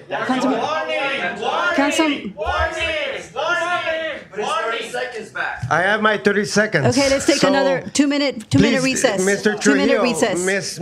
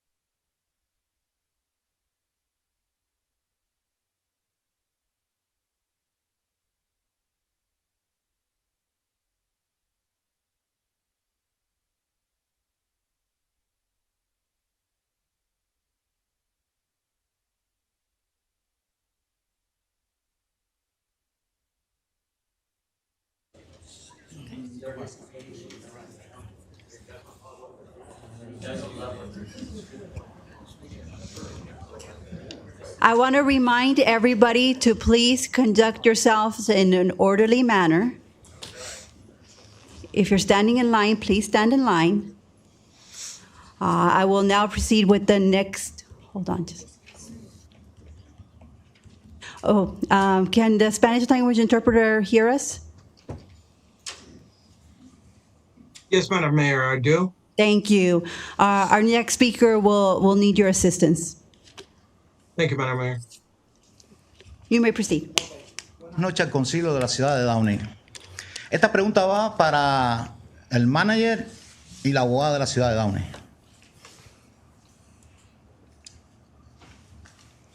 Go, man. Good evening. Good evening to the Downey City Council. This question goes to the manager and to the city attorney. Ustedes están hablando de respeto. Aquel señor no le está faltando el respeto a toda la audiencia aquí.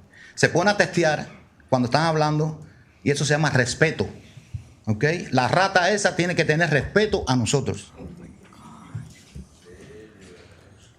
You talk about respect. That person over there, he's disrespecting all of us here. He's texting where people are talking. That rat is disrespecting all of us. Él la otra vez le texteó a mi esposa, aquí estando en el medio del City Council, le faltó respeto por los textos, se lo vamos a enseñar. Y diciéndole cosas y todo, que él hacía lo que le da la gana aquí. ¿Dónde está el respeto a la comunidad de esta rata? Díganme ustedes, que ustedes dicen, mira, strike esto. Díganme, ¿dónde está el respeto a nosotros?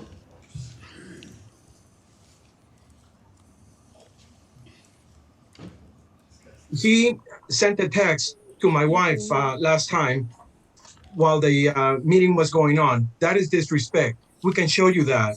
He was saying something to her. And is that respect to the community?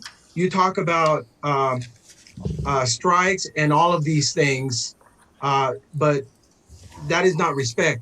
I can show you that. That's not what that rat is showing us. Le voy a preguntar a ustedes dos, ¿qué están haciendo la ciudad, ustedes y la abogada, con el problema de Patel? Los $10,000 que Frometa le regaló a los abogados de Patel con Blanca Pacheco. ¿Qué están haciendo ustedes? Dinero de la comunidad. ¿Lo han recuperado?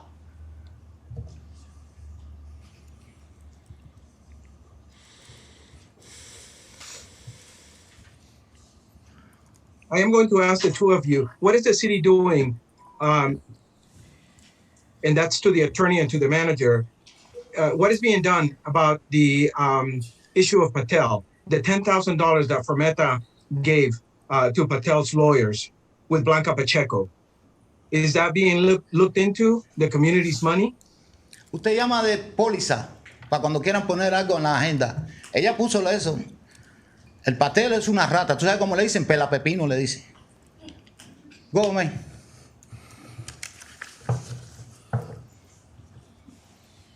You talk about policy for putting things on the agenda. She did all of that. And what is being done about Patel? You know what his nickname is? Pela pepino, which is in Spanish, cucumber peeler. Pacheco, usted no quiere poner el control de renta en la agenda y le voy a decir por qué. 2004, usted compró su casa en $69,000 en Downey, no en Canton. La casa ahora, en el año pasado, está evaluada en más de $600,000. ¿Qué tranza hizo ahí? Downey, no Canton. Downey, una casa en 2004 valía en Downey. Go, man. Pacheco, I'm going to talk to you about why it is that you don't want rent control here. A house that you bought in Downey in 2004 for $64,000, it is now valued at more than $600,000, and that's in Downey. It is not Compton. There was fraud done there. Right? Thank you. I wish my home was 64,000. I don't know when it starts my first time here. You can go ahead and proceed. Thank you. Hello, my name is Joe Munguia. I'm a longtime Downey resident. This is my first time coming here, and let me tell you, what a disaster. It's actually quite embarrassing, to be honest. It's like day one circus. It's intense. But I don't do these events or complain about anything but gas prices for my truck, but even I have had enough. Venting is what I'm gonna call this. I'd lived in Downey 2/3 of my life. I went to West Middle School, went to Warren, then I went to the 82nd Airborne. I did 3 tours, combat tours, not just sitting on a desk. Airborne. And then to Fort Richardson, Alaska. Then I decided to move my family back to Downey because I had some amazing, amazing memories. I had great teachers in Downey, and I'm like, yeah, this is where I'm going to be. And I decided to obviously buy a home here to give my kids the same memories that I had when I was a little turd. I've known how safe Downey has. I've known how safe Downey was and continue to be. I moved here when COVID hit, and the streets were quiet, safe, and beautiful. I live in Meldar currently. But then when that taco place opened, let me tell you about this taco place. I'm sure you guys have all probably heard too much of it, but it's for the lack of, well, I'm not going to say that word, but it's a disaster. Again, I stay very quiet. I try to keep to myself. I'm like, hey, I've dealt with worse crap in my life. That's nothing. But it's gotten to the point where, it's like a silly, endless battle with trash, speeding, strangers, and safety of our streets. I have a 2-year-old daughter. I can't drive or walk around in this amazing sidewalk that you guys built for us. I can't do that because there's literally vehicles hauling ass around the corners, and it sucks because I have to deal with it. And hearing these guys, I said, you know what, I'm going to show up. But dang, what a crazy circus. So thank you guys for your guys' time. Thank you.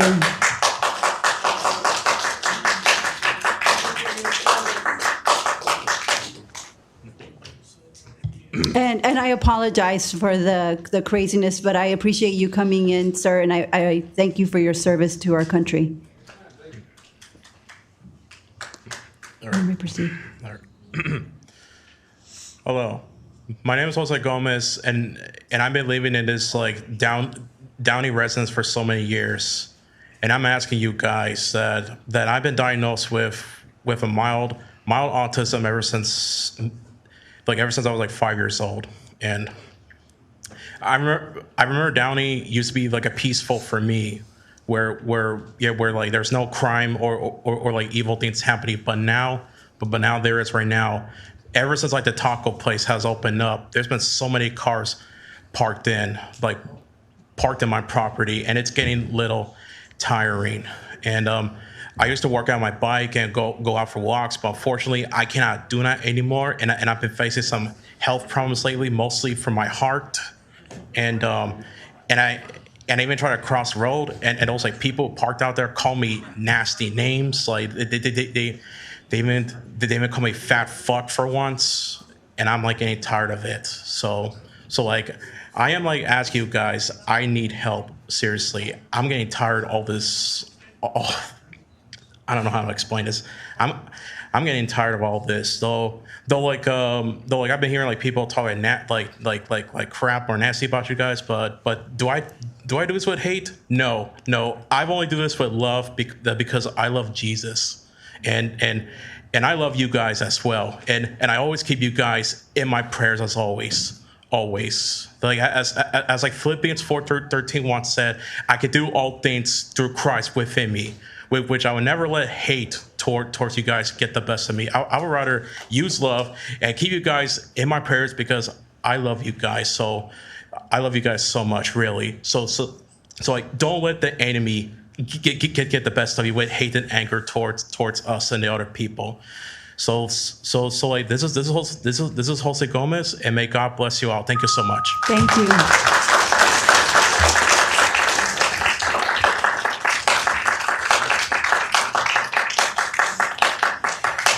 And thank you for joining us today at our council meeting. Thank you. City Council, Christopher Roland Manzanar, ex-military also, ICU nurse currently. Thank you, Mr. Scott, for the thousands of emails you replied back to me for. You're safe this time. You guys aren't safe this time. My car parked in my driveway after a 12-and-a-half-hour night shift. I don't get a warning. I don't get asked. I get a $47 ticket. My car next week parked in my driveway. I get a warning. That was my car. Does that look like a ticket? I don't think so. 4 times this weekend, my driveway has been blocked because of cars. See? Another one. Another one. This is the taco shop, but they get away with it. No tickets. Parked on the sidewalk. Employee parked backwards on the street. I called and had them ticket them.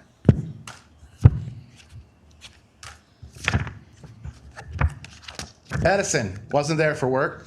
They went to eat at the taco shop. No ticket. And the Edison driveway has a sign on the fence that says no parking. They're sitting there eating. No ticket. This is the neighbor who came up and threatened me the other day because I told the police that everybody in the neighborhood is parking wrong. So he drove up to my house and threatened me. Second threat, by the way. Another one. Where'd it go? Another one parked in the driveway. No ticket. Edison truck parked in the neighborhood backwards. No ticket. Another one. Taco shop. No ticket. Thank you, sir. Thank you. Why am I getting tickets? Thank you. Thank you. Thank you, Mr. Scott. We appreciate you. I know sometimes my emails don't sound like it, but we do. Thank you.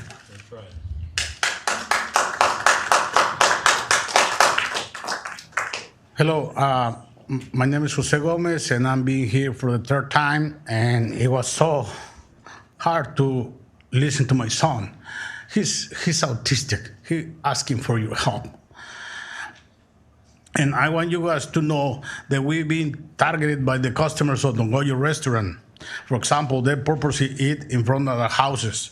They play loud music and set off the alarm cars. This is the last time the guy set off the alarm like 3 times is very loud alarm. Another thing that I want to comment, the police went to our street and said the parking wasn't that bad. But I have pictures that say otherwise. See, and we live with this every day. And I want to tell you guys, this situation is taking away the enjoy of being a homeowner. This situation is taking away our joy and peace. So that's why I ask you, please do something before this situation gets out of our hands. Thank you. Thank you.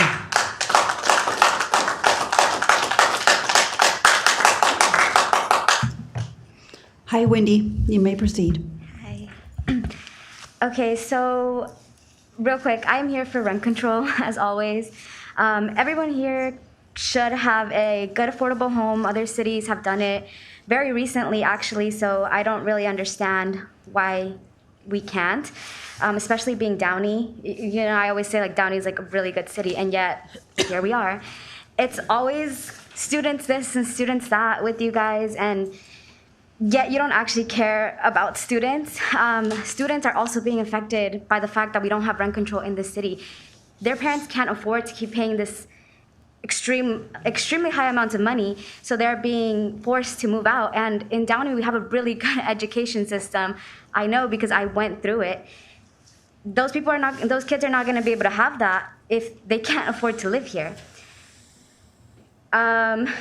Anyways, so if they're always afraid of having a roof over their head, they can't really focus on their education either way. I don't have a lot of time, but like I said last time, people need help, and you're not really providing that. Despite what you say, like, it's not enough. So I guess, like, so much for the students, so much for all the programs, the Women on Fire, the Women Supporting Women. It doesn't actually matter. I guess at least that's what I'm seeing. So anyway, it's only ever you supporting students when it's gonna make you look good, which is so sad because you would rather see students drown and be without a home than have them talk bad about you. So I'm gonna be here whenever I can, whenever I'm not in school, always talking to you about rent control and wasting your time because I can, and we need help. Thanks. Thank you, Wendy. And if you need any help, Vania's here to my left, to your right, so you can always contact her. And I know you've been in communication, so whatever you need, we're here to support you. So thank you, and never a waste of time. It's not doing enough. Next speaker, please. Hello, my name is Mario Cortez. I live in Old River School Road, apartments in 11833. Sorry. okay. I live in Old River School Road in 11833, Old River, apartment 10. I'm here for rent control and rent reduction. Just the fact that it takes a lot of time with families, parents who work multiple jobs. It takes a lot of parental relationships and also senior citizens. And also when you're dealing with a homelessness, it should help more of that to get less homeless. So my deal is with rent control. We need more of it for other cities that we already passed that. We need our city to pass that. So that's my thing. Thank you. Thank you.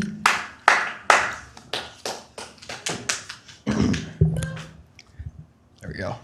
Hi, my name is Luke, and I am actually from the city of La Habra, and I been coming to Downey at the Calvary Chapel Christian School for a couple of years, and yeah, it's a pretty good city and stuff. I haven't really had any problems whatsoever, but I was spending the night at a friend's house on Dos Rios Road, I believe, and I came back to my car and everything inside of it, including my school backpack with like years of artwork and my textbooks that are kind of expensive, was stolen. And I didn't really look into it that much. I just thought like, oh, just my luck because, my car locking system was broken from a car accident. And I didn't really look into it that much. But I did speak around to some of the neighbors, and apparently this is actually a normal thing. The man, I do have a description of him from several neighbors. And apparently, like, every day at 3 o'clock, he just bikes around the neighborhood and just steals out of everyone's cars that are just unlocked. And I figured out that he does live in the little riverbed right next to the neighborhood. And I went down there to go look for my bag because I really wanted it back. And I saw just an endless river of just syringes and trash and sludge and people talking to themselves. We tried confronting some people to ask them, and they just started like yelling at us about random nonsense. And it just kind of confuses me that me as an 18-year-old kid who could find so much information about this one guy in just a couple of days. And this has been happening for years. My own friend, his entire car was stolen. A lot of people have had this kind of problem, and I was just wondering if I know so much about him, why isn't, other people like police officers knowing more and they can stop him? And yeah, it's been happening a little too often. It would be great if someone could actually stop him from doing this to other people besides me. Well, thank you. And if you haven't, Sorry, what was that? if you haven't reported it, please make sure to let our police department know any information that you may have. I have a But good amount. I'll let you go ahead and, because we have other speakers. But Okay. if you haven't reported, our police chief is over here. All right, thank you. All right, thank you. Can I remind everyone to please keep it down? We do have more speakers. Good evening. You deserve as much respect as we do. So I'm here, again, you're probably tired of it, right? Hearing about this taco place. But we all deserve to live in a quiet and safe neighborhood as well. So I'm here to point out three things. Again, the parking has gotten worse. People actually park and they park so close to each other that now when they're trying to get out, they're honking like crazy, yelling at the other driver in the back or people from the taco place. And literally they're starting to argue now, because they park so close to each other. The parking is just ridiculous. It's ridiculous. So another thing, they have taken our quality of life and enjoyment. I mean, we cannot even enjoy a walk in the neighborhood anymore. I used to see people walking their dogs and their kids, and moms just with the strollers. That's not happening anymore, and I miss that. I miss that because this is our neighborhood, and we deserve as much peace and enjoyment and quietness and safety as other people do. So another thing is that it's totally a public nuisance. We can't even enjoy anything anymore. We come outside and we have to wonder who's that person sitting in the front. Who's that person? And with all this sex trafficking, kidnapping. Just the other day, I heard in Whittier, these two women this girl was trying to get kidnapped by a van with 3 men in it. I mean, you hear this every single day. So you're wondering, who's that person parked in front of my home? And is it safe for my child to come outside and play? I don't see kids anymore. So I beg you, please, to do something about this. Build a wall, build a cul-de-sac, or whatever you have to do. But please help us. Try to keep our neighborhood safe from everybody else. Thank you, ma'am. Thank you.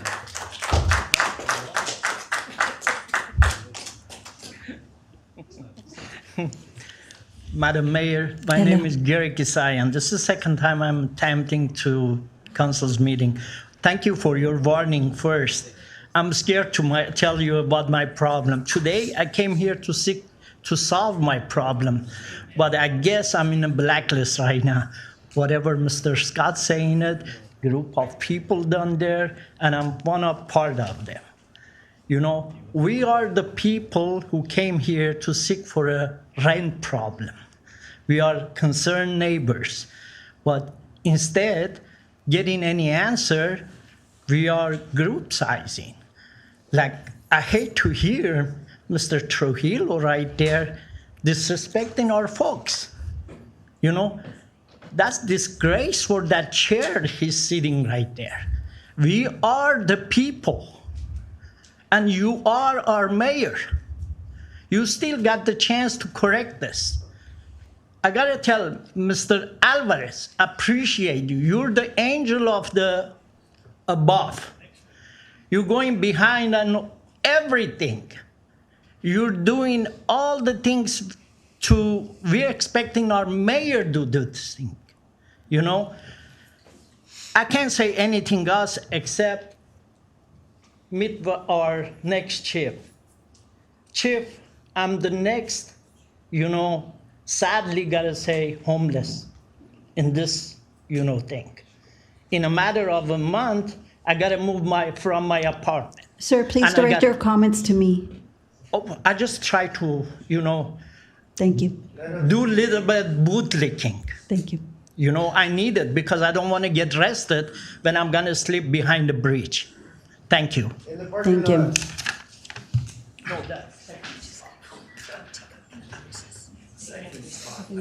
Okay, we're gonna take a 2-minute recess. Okay.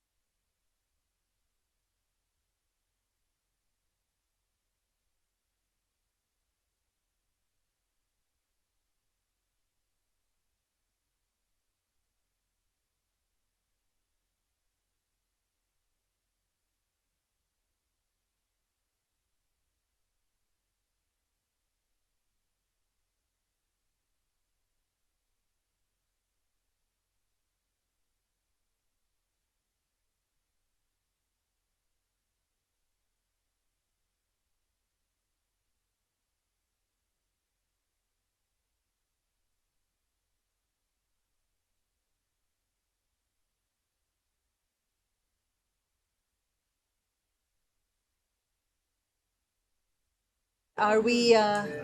That's my favorite.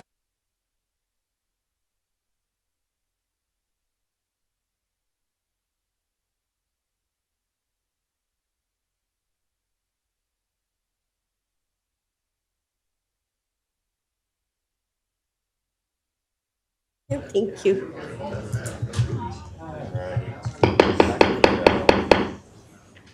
We will now reconvene our council meeting, and I remind everyone in the audience, you've been doing pretty good, but just remember, please conduct yourself so we can continue on with the city's business. I apologize for cutting you off. No, it's fine. But I'll let you go ahead and proceed, and thank you for joining us this evening. Hi, my name is Michael Gonzalez. I live in Manzanar as well. I just wanted to thank Mr. Scott. I've been in contact with him a lot. I know you guys heard a lot about this taco shop in the neighborhood. I just wanted to come and recap. It's been worse. It's been pretty bad. It actually got so bad that 2 days ago, with the cars, when I park in front of my house, they'll try to fit in any tight space. I couldn't get out. I had to wait. I wasn't in a rush to leave, so to me it wasn't bothering, but had I needed to get out, I would have been stuck, or had to go to a taco shop and try to find someone to come out and, hey, can you move your car so I can get out? They don't really care. They block all of my neighbors' driveways. I don't have a driveway in the front, which is another problem, but everyone's driveway that you see here has been blocked. I have pictures for every house. I take the most pictures. Also, it's been very kind of aggressive. It felt like a lot of people were aware that we're not happy with the taco shop opening up. A lot of people stare, taking pictures of cars. I had a car pull up on me and asked me what I was taking a picture of. I had another car ask me something else. He told me something else, and another person had said, I exaggerate because I'm taking pictures of them. It's kind of getting aggressive, maybe because I'm a younger male. It's kind of getting to that type of thing. And sometimes, yeah, I feel threatened outside of my house. I don't like walking out because I'm walking out and people are parking in front of my house, and everyone knows, as much as we don't say it, it's uncomfortable parking in front of someone else's house. Makes it uncomfortable for me, uncomfortable for them. It's a very ugly situation. It's consistently happening on a daily basis. Also, I call the Downey non-emergency number. That's what I got sometimes, to make a phone call and be like, hey, this is what's going on. And I kind of get attitude back. I was told by someone at the police department that it gets filtered to the same thing as the emergency line. But I'm getting attitude sometimes where I'm like, is it a real emergency? I'm like, well, I was given this number to try to get you guys to come out here and see what's going on in a more civil way, but it's not working. And I just wanted to propose putting a cul-de-sac, because if you follow my fence line, there's a cul-de-sac in between. There's enough space to get. Thank you, sir. Okay. I have to let the next speaker. Edison, get it on one side, and the Sir, other AT&T get it on the side. Okay. I just wanted to finish my statement. Thank you.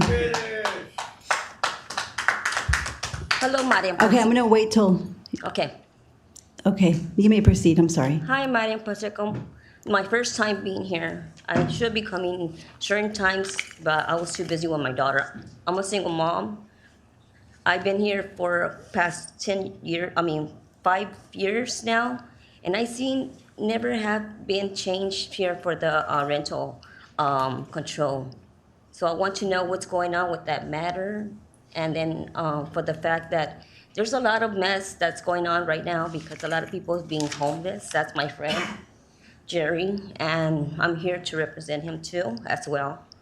And right now, at this moment, the building that I live at is very old. It's been built since 1953. It's been old. And all the time, they've been shutting up waters twice a week. I can't believe it. But it seems in a way that nobody seems to matter at this point. I know Mr. Daniel since Compton. I've been in Compton schools.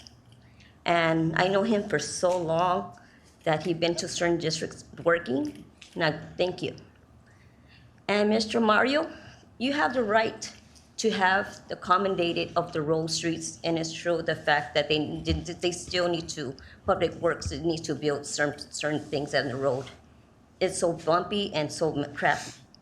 Public Works needs to be on that. And Mrs. Claudia, it's true. On the student grade road, they need to work on that. I know there's certain people that's been living there because they're homeless at this point. Mrs. Pacheco needs to work on that matter. She needs to work on the working control, rental control on that matter. Because if nobody's listening, I will take actions to come all the time on this matter for all the community. I'm not here to just proceed to propose. I'm here for all the community to hear out loud and clear. Thank you, ma'am. And Yes. if you need anything, Vanya's right here to my left. She can provide any services that you may need. I don't in need regards to housing. services. I'm here for the community. Thank honey. you. Thank you, ma'am. Thank you. Make it happen. So again, I want to thank the members of the community who have joined us here at our council meetings. To the residents that live by Don Goyo, the taco place, I appreciate you coming to our council meetings. Believe me, we have listened. Our city manager has been out there numerous times. He has responded to numerous emails. He has kept us all in the loop as to everything that goes on. I constantly talk to him before the council meetings to find out what's going on as well. He's been working extremely hard, trying to resolve the situation, trying to think of different ways to resolve this situation. I know we're not doing it fast enough. I wish we could. Unfortunately, things don't move as quickly as we want it to go sometimes. And so I just don't want you to think that your concerns aren't being heard here by the council, because our city manager, believe me, he is out there working hard. And if he wants to chime in and say a couple words, he can. But I just want to say that, believe me, he is working hard on behalf of all of us. And we all truly care, because we don't want you to be in the situation that you're in. And so we want to do all that we can to help your situation. So I'm just going to leave it at that. But thank you so much for being here. And it's never, ever, don't ever feel like it's a waste of time for you to come here and address your concerns. Never, ever, please, ever feel that way. We care about the city as much as you do. So thank you very much. Yes. Cul-de-sac. Chief and I were out there yesterday looking at that. It is a concept that we've been working on. I think there's some viability to it. It's easy enough to do. It's easy enough to block the street. It's less easy to block the sidewalk. And so we're trying to look at what our options are for that. And I don't mean to block it with a car. I'm talking about legitimate block. Someone's going to throw that at me. We're working on those concepts. We're trying to find something that's more long-term realistic than giving tickets. Giving tickets is short-term. Sometimes it works, sometimes it doesn't. But long-term, we need something bigger than just that. And we know that, and we've learned that. That's been the lesson of the last few weeks. So we'll keep working on that, and that's all I need to say, I guess. Thank you. Thank you. Madam Mayor. And everybody wants to respond now? Okay. Thank you. I just wanted to echo, and I wanted to say this, we understand the frustration of this. And I just, asked our interim city manager, who's been doing an incredible job, and he keeps us updated Monday through Sunday, because as he said, many of us have full-time jobs, and he has been out there almost on a daily basis. And we wanted to know, what is the time frame? What is the timeline? Because we want to do everything we can to alleviate this nasty situation for you. If we were in your shoes, if that was our home, we would not like it. And so, as he indicated, it's not as fast. Things don't happen as fast as we want it to be. And I also have to extend grace to him, because the situation we've faced as a city. And as an interim city manager, he is doing as much as he can to help us get our city in the right direction. And so we appreciate your understanding. And please do know that he is updating us sometimes 2-3 times a day. And so we are aware of the situation that is happening. So thank you for your understanding, and we promise you all this is in the works. What do you guys do? Thank you. Councilmember Trujillo? Yes, I go off sometimes, but I've never done it. I've never disrespected anybody from the Tacos Don Goyo situation because you're the reason why we're here. I too want to thank Mark Scott. He emails us. We knew that one of our residents had gotten a ticket in his own house. We knew that was coming. Thank you for being here, sir. I don't know if there's something we could do, but it's, you know, we're working on it. But there's a street, and hear me out. I used to live on Irwin Grove, just south of Florence and Paramount. And there's a street, it's just south of Florence. If you go down Paramount where the Radio Shack used to be, so I'm driving in front of the Boyles, the Cuban, Los Boyles, but on Paramount, if you make a right on the first street, there's a mortuary, and then there's a street closure. Something tells me that years ago, something was going on in that street, and they closed it. They didn't do a cul-de-sac. It's a wooden structure, and they closed it. I'm wondering if we can close this street. Now, hear me out. If we can close the street, I'm just throwing an idea out. Mr. Scott, you may have considered it already, but we're working on it. And it is one of our priorities. We hear it from Mr. Scott. Thank you for recognizing him, by the way. He's doing a tremendous job. We're trying. I like to throw it out there. If we're thinking a cul-de-sac is an answer, and that's a good option, we'll have to look into it. I'm wondering if we can do a temporary closure with some sort of structure. I mean, we'd have to talk to the residents and let them know, hey, we're going to close. Councilmember Trujillo, this is going to invite a lot of back and forth. Sorry. So I just want to throw it out there. If we can't do... Warning. Just determine. Councilmember Trujillo, we can talk about it later if you Yes, want. if we can't do a permanent enclosure now, can we consider a temporary measure to give this neighborhood some relief? Thank you, Mr. Scott, for all the work you're doing. Thank you. Thank you. And Madam Mayor, can we kick him out? Who? Just give him a warning. This is a warning. Who was it? This is a warning. If you continue on, we're going to clear it. You can warn me. Okay, is there any other council colleagues? And it seems like everyone wants to make a comment about this. Are we good? Okay. I'm good. Good. All right. Well, thank you again to the residents. Continue showing up to our council meetings and keep us posted. Okay, now is the time for consent calendar items. Are there any council members that would like to remove or abstain from an item? Yes, Madam Mayor, I would like to abstain from item number 4 due to the proximity of some commercial real estate that I own. Thank you. Anything else? Abstentions? I'll wait till the crowd shuffles out.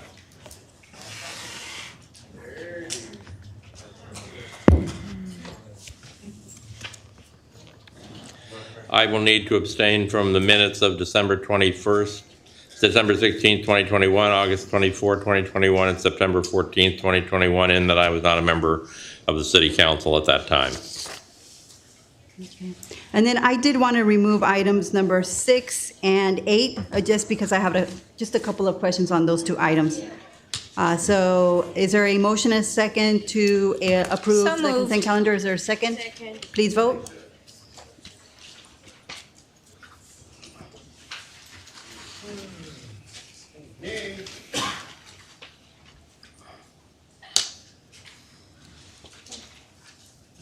The consent calendar is approved with Councilmember LaPlante abstaining from the special city council meeting minutes of December 16, 2021, regular council meeting minutes of August 24, 2021, and September 14, 2021, as he was not on the council, and Councilmember Trujillo abstaining from item number 4, and Mayor Pacheco pulling item 6 and 8 for separate discussion. Thank you. And the reason why I pulled item 6. Madam Mayor, I just want Mr. Miller to know we just approved your drone ordinance. You did? Yep. Yes, yes. That was number 11. That was I wanted him to be happy. I appreciate everything you guys have done. Thank you. All right, so item number 6. The reason why I pulled item number 6 is I had a question as to the emergency medical director. Did we previously have a medical director, or is this a new requirement? Yes, Madam Mayor. Dr. Guest from Downey Regional Community Hospital was the medical director. Has been for years, and he retired from the hospital several years ago. But we've retained his services, and his service has been dropping off over the years, and so it's required us to seek service from another provider. Oh, okay. That was my only question. If there's no other questions from my council colleagues, I'll go ahead and make a motion. I'll make a motion. Second, please vote.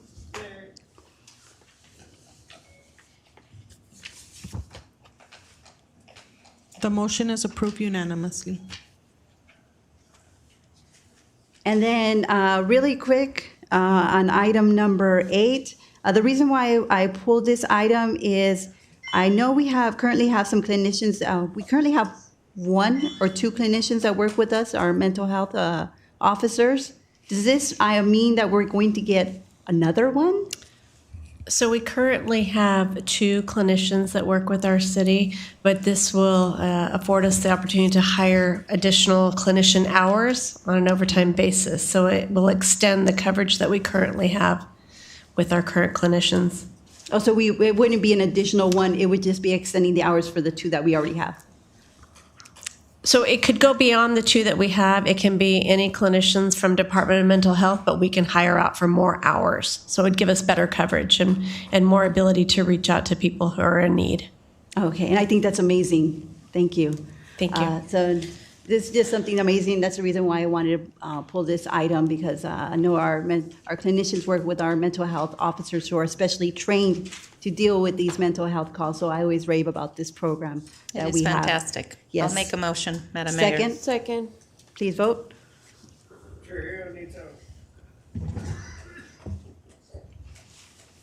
The motion is approved unanimously. Thank you. All right, the next items are administrative reports. There are 4 administrative reports this evening. The first one is to discuss donation requests from the Downey Rose Float Association for their Community Rose Parade Float. Interim City Manager Scott, is there a staff report? Yes, Downey Rojas is present. Thank you, City Manager Scott. Good evening, Madam Mayor, members of the City Council. At the August 9, 2022 City Council meeting, Councilmembers Fermetta and Trujillo requested a discussion item to be brought back regarding funding for the Downey Rose Float Association for fiscal year 22-23. Initial discussions were had at the August 23rd meeting, and at that meeting, Council requested an additional staff report be provided with more information and official requests from the Downey Rose Float Association. Tonight is that information along with the official request.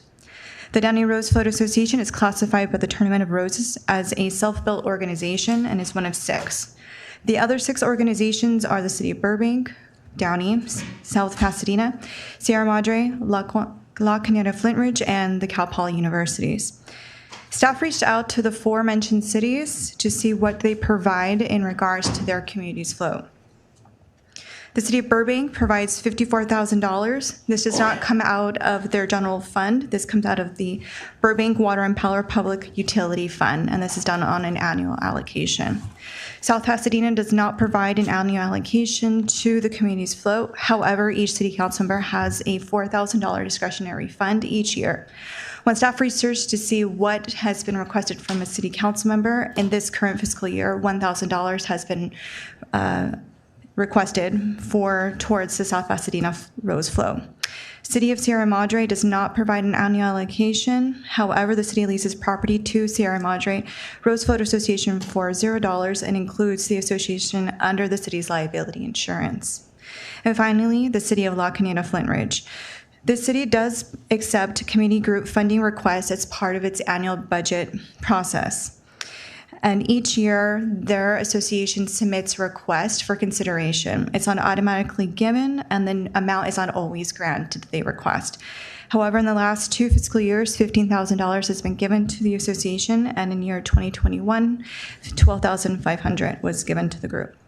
Staff also reached out to Downey Rosewood Association for a formal request that was attached to your report. The request is for $30,000. The group identifies that the need is each year to put together rose float is between $65,000 to $100,000 each year, depending on the special features significant to that year's float.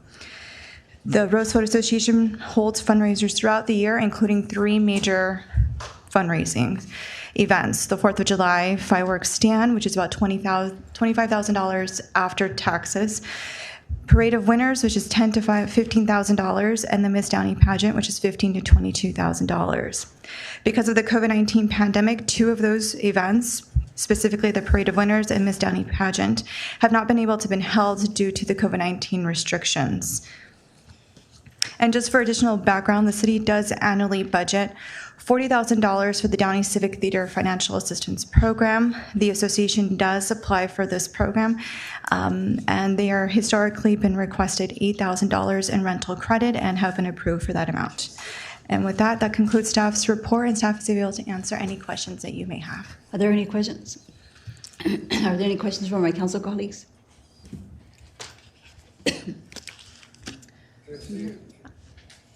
I don't have any questions. I don't have any questions for staff. Okay. No, Thank you. I think it's important. I do have a comment. I don't have a question. Thank you, Vanya. I think once again it is important for our city and important for us. I think I mentioned this 2 weeks ago, that we have been proudly displaying our floats for the past 50 years. And every January 1st, we turn on our television sets to see our City of Downey Rose Float. And it is time that we help fund the float that we so proudly have been supporting for years from a community standpoint.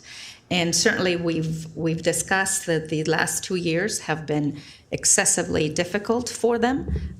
We have provided funding for other activities, arts and culture, and programs that are important for our community. They do provide a quality of life for Downey. We just had our International Food and Music Festival. We've had our Pride events. We have our Havana Nights. We have Dia de los Muertos. We have many opportunities for our community to come together and enjoy Downey. And the volunteers that have been involved in this organization have been involved for the past 3.5 decades, if not more. And all I can say is Downey is time. And I will gladly support this ask. As I said 2 weeks ago, we need to look at budgets and moving forward to have a line item so that is a standing budgetary allocation for our Downey Rose Float Association. But I am happy to support this, and I will make a motion for that. Councilmember Trujillo, did you want to mention anything? Who wants to talk? Yes. I would like this to be a part of the fabric of the city going forward. This is a float that I hope is around when my grandkids are being raised here in Downey someday. And I think a way to do that is by funding them, at least partly, so they have that seed money to start, because it's so difficult to fundraise. And thank you to Jeremy and the rest of the board. I really think that this is a good move for the city. This is an investment in the city.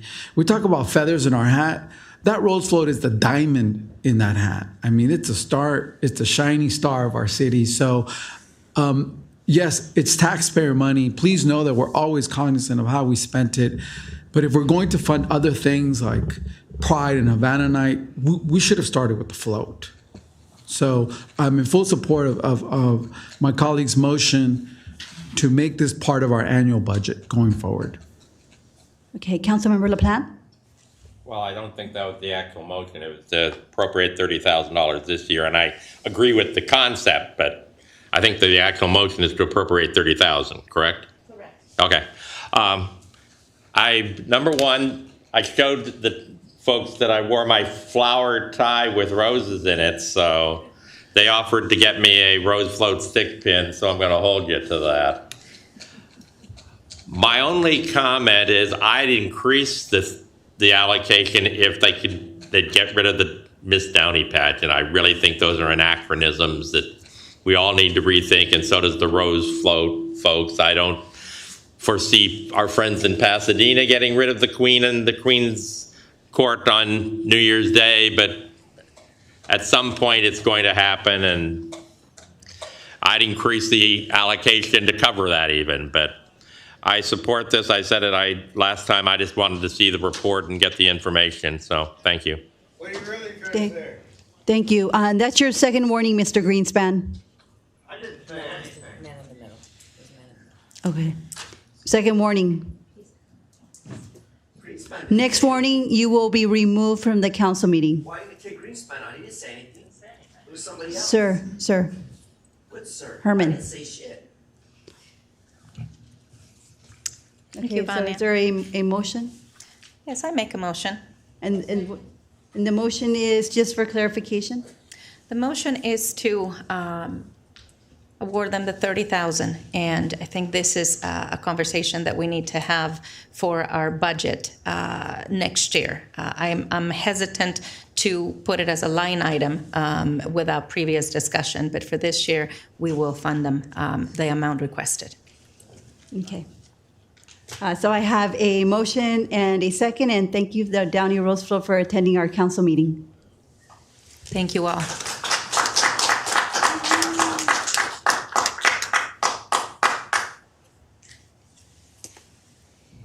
The motion is approved unanimously. I do want to say, Madam Mayor, we will be considering this as an annual budget line item, but we're not going to discuss how much at this time. Madam Mayor, as I said, this is the kind of thing that needs to be in that arts, culture, history package, so that the entire community knows what we're doing. They're a valuable part, and the Road Flow Association is a valuable part of our community, but so are all these other things. We just need to make sure we don't wind up doing this piece by piece by piece. And Okay. Next item, moving along to number 13, discussion of November and December City Council meeting dates. So we do have an election and also a council meeting on the November 8th date. And so we're going to be looking at dates in November and in December as to when we will conduct our council meetings. I know November 8th, there are several elections, District 4 and District 2. Councilmember LaPlante, you have a recommendation? When you're done, I'd like to speak. Okay. So we can move the November 8th date to either November 9th or even November 10th if it's agreeable with staff. The November 10th date would at least give us a little cushion to get over our busy day on November 8th with the elections occurring. So I'd be okay with that date. And then I wanted to see if, I know the soonest we could get the December swearing in of the new council for District, well, actually it's swearing in of the new council for 4 and 2 would be December 6th, because the election results get certified on December 5th. So we could easily have the swearing in of the council December 6th. And to give staff a day of cushion, we could have the mayoral transition on December 8th. And if that's agreeable with council, we can do that. Or if there's further discussion, we can have further discussion as to dates, but those are just some dates that that I proposed as of now. But again, open to recommendations. Councilmember LaPlante?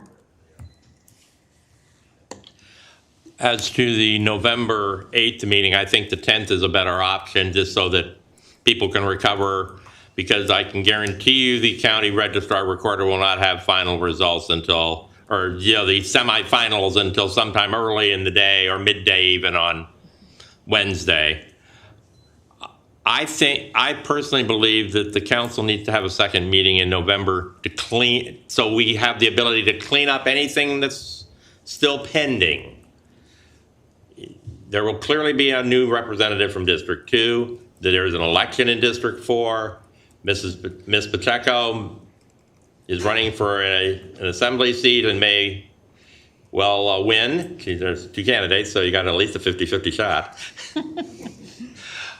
And so I think it's important to have a date at least on the calendar so that if there's a number of items that need to be taken care of and not be, to be politely, dumped on the new council members or a new group of people or a 4-member council, we can get all that stuff taken care of. The new council isn't sitting there trying to figure out all warrant registers and other kinds of things at their first meeting.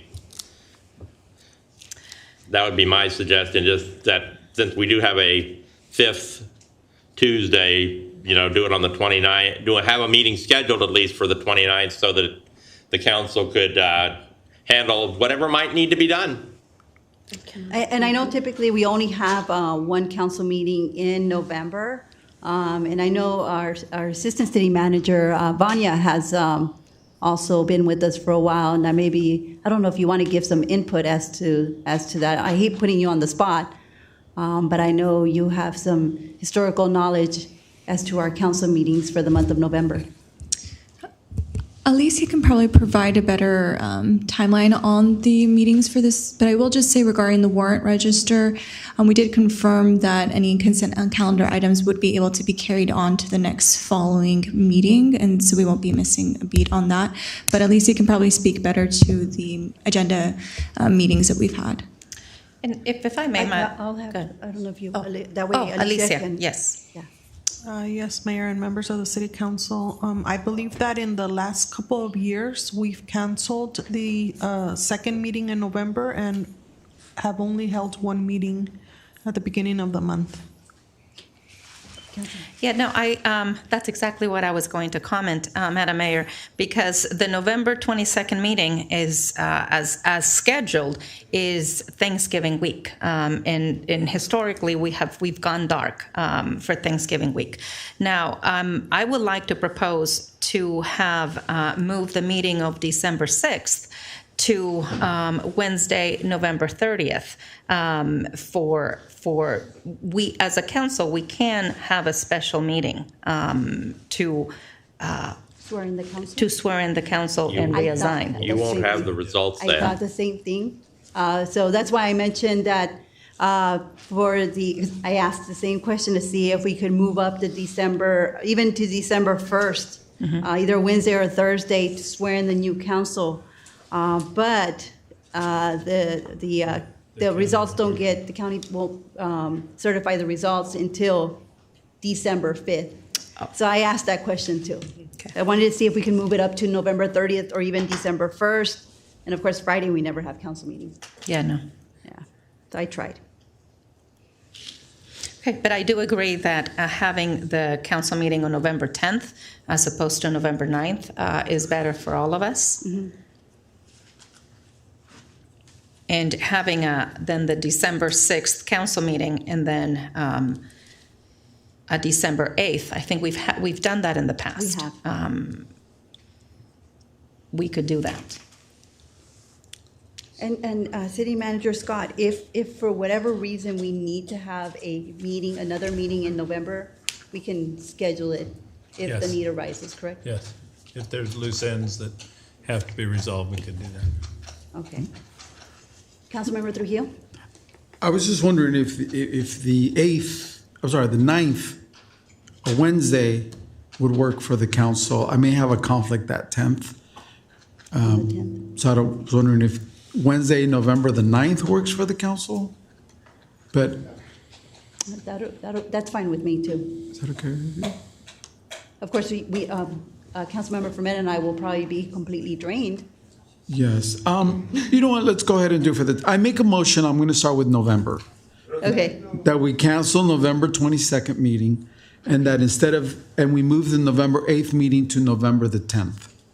So that's my motion. It only addresses November. okay. I'll second that motion. Okay, please vote as to moving the November 8th council meeting to November 10th and canceling the November 22nd meeting. And the city manager indicated that if we need to, if we have a bunch of stuff that needs to still be resolved, we can meet the 29th, 30th, whatever. I just wanted to make sure everybody heard him say that so that it doesn't come as a surprise later. Yes.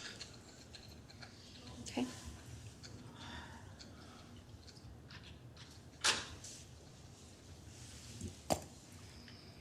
The motion is approved unanimously. Okay, and now we will proceed on to the December dates. Councilmember Trujillo? I'm okay with us having a meeting as soon as the election results are certified, as early as the 6th, to seat the new council members. I'm fine with that. And then the mayoral transition on the 8th rather than the 13th? That works. Okay. Does that work for? Okay, so is there a motion to have, let's see, that would be to move up the, well, I don't know if we'd be moving. Madam Mayor. So moving up the December 13th swearing in to December 6th and to have the mayoral transition to occur on December 8th. Is that correct? Should we ask for input from the staff? Is there anything that we might be overlooking? Are we putting the staff in a difficult situation when the new members, well, the new council sworn in on the 6th, and then we go to a transition on the 8th? Any concerns? We've done it before. I know Doable? back to back is a little rough, correct? Yeah, in the past, we've done, we leave one day in between the mayoral transition. Which that would be the case. December 6th, leave the 7th, and then come back on the 8th. Okay, so to clarify, the motion is to have a council meeting to swear in the council on December 6th. Correct. And then mayoral transition on The 8th. December 8th. And then we will be canceling the council meeting on December 27th. And 13th? December. Oh, I'm sorry. Yeah, we're moving up the December 13th council meeting to December 6th, having the mayoral transition on December 8th, and then canceling the December 27th Correct. meeting. So I'm. Is that correct, Madam City Attorney? Yes, let me just, did you need? So I moved up Yes. December 13th to December 6th, canceled December 27th, and mayoral transition on December 8th. Correct, and no meeting would be needed on the 13th as well. Correct. Correct. So I Okay, make a so motion we for have that. a motion and a Second. second, please vote.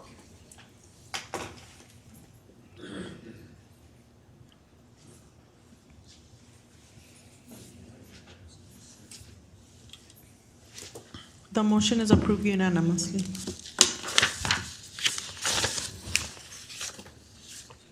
Thank you. And the next item on our agenda is a discussion of policy for placing matters on city council agendas. Interim City Manager Scott, will there be someone providing a presentation? Just me. And obviously, we welcome input. The whole item is for input from the city council. City attorney has also provided some background information and will participate in the discussion.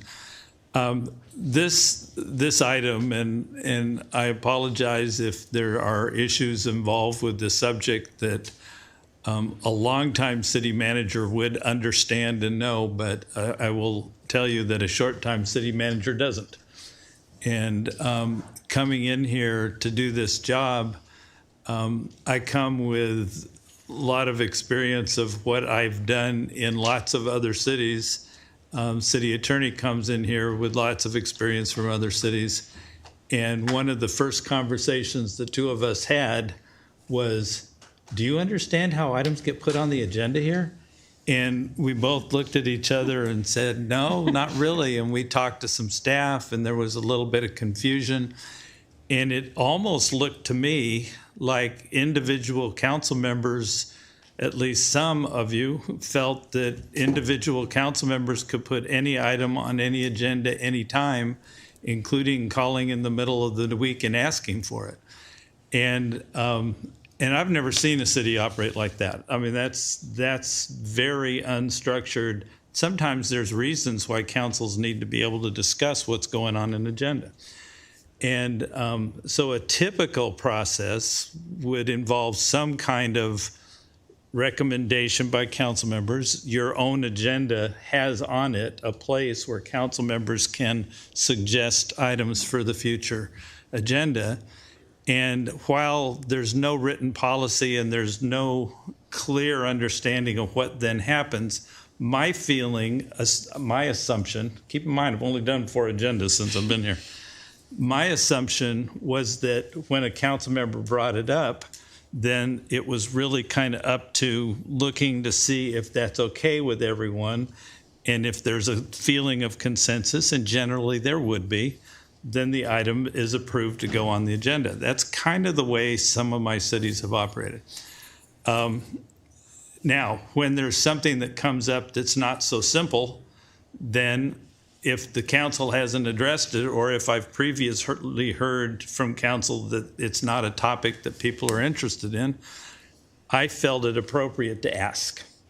And I think that's an appropriate thing for a city manager to do. I get my direction from the council, right? I taught that course earlier tonight. And it's the way most city managers work, right?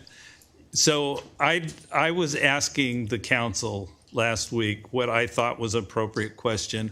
I think that the Mayor Pro Tem's questions were appropriate. I think she felt like we were changing the rules on something that she had seen done by other council members differently. And I can see where a person might get that impression. So what we asked, what came out of the discussion last week was, well, let's make sure we understand the policy. It's a simple question. What do you want the policy to be? It's your council, it's your policy. I think you ought to decide what your policy would be as to how items get on the agenda. And whatever it is, then if you're happy with it, I'm happy with it, and that's how we're gonna implement it.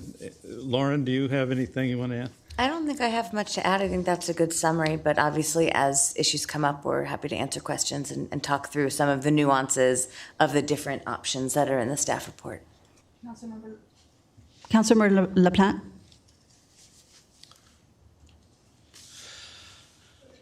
Obviously, I've dealt with how you get things on the agenda for 40 years. And at the school board, it was 2 people had to agree. I don't agree with the concept of one person being able to put things on the agenda, nor do I like the idea of requiring a majority of the council, because that then gives the impression to the public that the decision's already been made. Majority of the council just said they wanted X, Y, Z on the agenda, and so why bother? They've already decided. My personal view is it should be 2 members of the council. The only exception I would make would be for a council member appointments to commissions. Those should go on at the request of any council member. The council has the ability to vote on those, but we couldn't be censoring anybody's request to put somebody on the Planning Commission or the Parks and Rec Commission or anything like that. Personally, I believe that there should be some kind of provision that things don't come up sequentially. The same 2 council members can't simply bring something up and then when it's not approved, bring it up again and again. So to my view, a 2-year election cycle is the appropriate thing, because if nothing else, people will be, even if nobody new is on the council, 2 people or 3 people will have faced the voters and maybe changed their mind.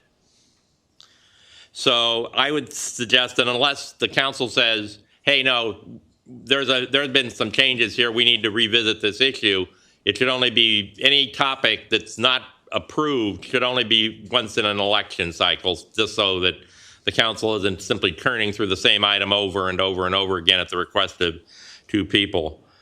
And I think my timeline would be that it should be within about 60 days, depending on the type of item it is.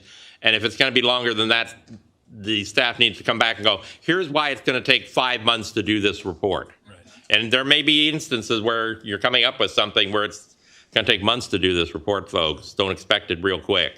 But otherwise, it should be a couple of months. Can I ask one question? Yes.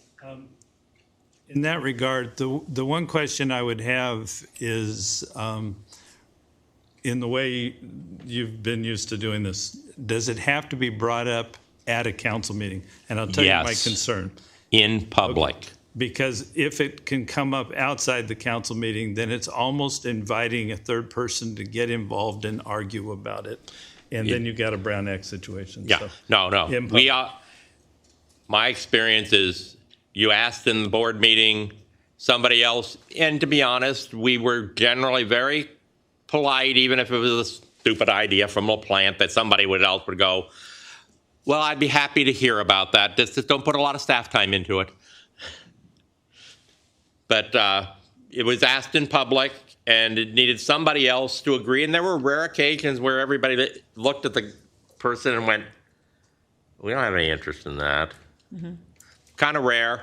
But, you know, in general, people are willing to let the other council members, other board members have their say and bring up their idea. And if it doesn't fly, it doesn't fly.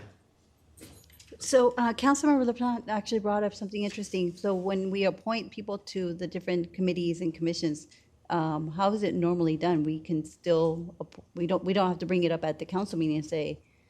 Well, I think when it's individual people, you can just put it straight on the agenda. When it's an individual appointment by an individual council member, Mm-hmm. I think that they can just notify the city clerk and put it straight on the agenda. Okay. Right, I agree with that. And there may be other exceptions that you want to make too, but that's a really good example. I think another thing that I wanted to comment on is so often we bring up items such as there's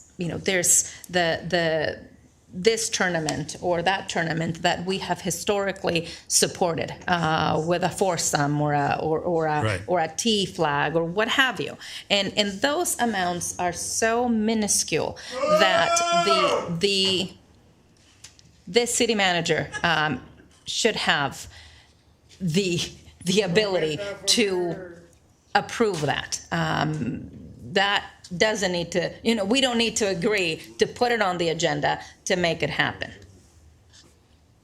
That makes sense. It's 100% of the time is $500 donations to the community organizations that have the golf tournaments, and those monies are accounted for, and the city manager should have the ability to approve those without us having to also bog the agenda with those minute items. Yes. I would just like clarification on the mayor's role. When I first came to council, I was told that the mayor has meetings with, I've never served as mayor, so I don't know. The mayor has meetings with like Alicia or somebody to get the agenda together. Well, we don't we don't actually put the agenda together. We go over the agenda. So Gotcha. before every council meeting, we get together to go over the agenda, but that's all we're doing. We're not placing items on the agenda. You mean after it's published? Yes. After it's published. We meet after it's published, and we meet the day of. Okay. So I agree with Councilwoman Fermetta's point about these foursomes and things like that. I was just wondering if maybe the mayor should have some discretion to put those items on, or however you want to do it. But I agree that we shouldn't be having to worry about those things. So who puts those items on the agenda? Is it just the city manager, or is it the mayor? How are those items going to make it the request for a foursome, let's say, for a golf tournament? I'll tell you what's most common, and I think part of the issue in this city has been that you want people to feel appreciated, and that's why it's brought up in public. In most cities that I've worked in, if you're talking about those small little community support items, you approve it in the budget process so that it's pre-approved for a city manager to approve within this criterion these kinds of community contributions, and then the manager would share that this has been asked for and approved. If you want to do it yourself as the council, then I would say that's one that you could notify the manager to put directly on the agenda, and we're going to take it from any one council member who asked for it. If it's an exception, like the exception Mr. LaPlante mentioned, that is part of the council's policy, then that will be handled in an exceptional way. So it's whatever you decide to do, but just make it part of the policy. Yeah. Yes. Just to respond to Mr. Trujillo as to how in the school board, and we did it. The board president met with the superintendent and went over the agenda, asking questions, going, have you thought about this, or what the heck is this? Those kind of things, to make sure that at that point the superintendent wasn't going to run into a buzzsaw that he may not be well aware of. So that's the reason for the presiding officer, mayor, school board president, chairman of some other agency, to go over the agenda, is to make sure that nobody's getting surprised by things on the agenda, and that the city manager or the superintendent isn't being surprised when the mayor may know that Mr. LaPlante is going to flame out over such and such. Were you aware of that? Oh no. He's mad about that? That may change what the superintendent is going to present, how he's going to present it, or when he's going to present it. And that's the reason for going over the agenda, to make sure that everybody's communicating and nothing just magically happens as a big surprise. Councilmember Fermetta? Yeah, no, I would add the council member requests be part of that exception, because we don't have these requests for donations on every weekend, right, or every council meeting. So that would be part of the exception. To add it on the agenda? To add it. So you do want the donations added on the agenda? Yes. Whatever your policy is, I'm okay with it. I just want to know what it is. Okay. Anything further from council? Mayor Pro Tem Alvarez, did you have any comments? Yes, I just want to say that constituent issues needs to be brought up, and I don't agree with this, like I had said it before. That's all. City Attorney? I was just going to say, whatever decision the council makes tonight, I would recommend that we put in a written policy and bring back on the consent calendar, so that this council, future councils, future city managers, future city attorneys, everyone has seen it in writing and can refer back to it. So there's a joint understanding of what the process is. I agree. All right. So do we have I just say that's absolutely vital. We couldn't be asking people to go look at the tape of the September 13th meeting to figure out what the policy is and then try to reinterpret what we all said. It needs to be in writing, and everybody needs to go, on December 8th, a new council may decide they want to chuck that policy and rewrite it, and that's up to them. But we need to give them something to start with. That's correct. Okay. So correct me if I'm wrong, the motion would be to create a policy on placing matters on city council agendas. The request needs to be done in a council meeting. And does the council, will the city manager request if the council agrees? Yeah, we would ask, is there concurrence? And it would just take one concurrence in order to provide a yes. Okay. So it's almost like a second. Right. Okay. It's almost like a second. Yeah. All right. And then with the exception of adding someone to a committee or a commission, and when as to a request from a community organization, as to a potential donation less than a certain dollar amount? Should we add that dollar amount? I think that Or- typically it has been $500. Less than $1,000? That's a good number. Okay. So did I state that correctly? Yes. Okay. Yes. Is there a second to, or is there, was there a second to that motion? I'll make a second. Okay. Mayor, who made the motion? I'll go, you can go ahead and put me down as the maker of the motion. And seconded by Councilmember Frometa? Mm-hmm. Okay. Second by Herman.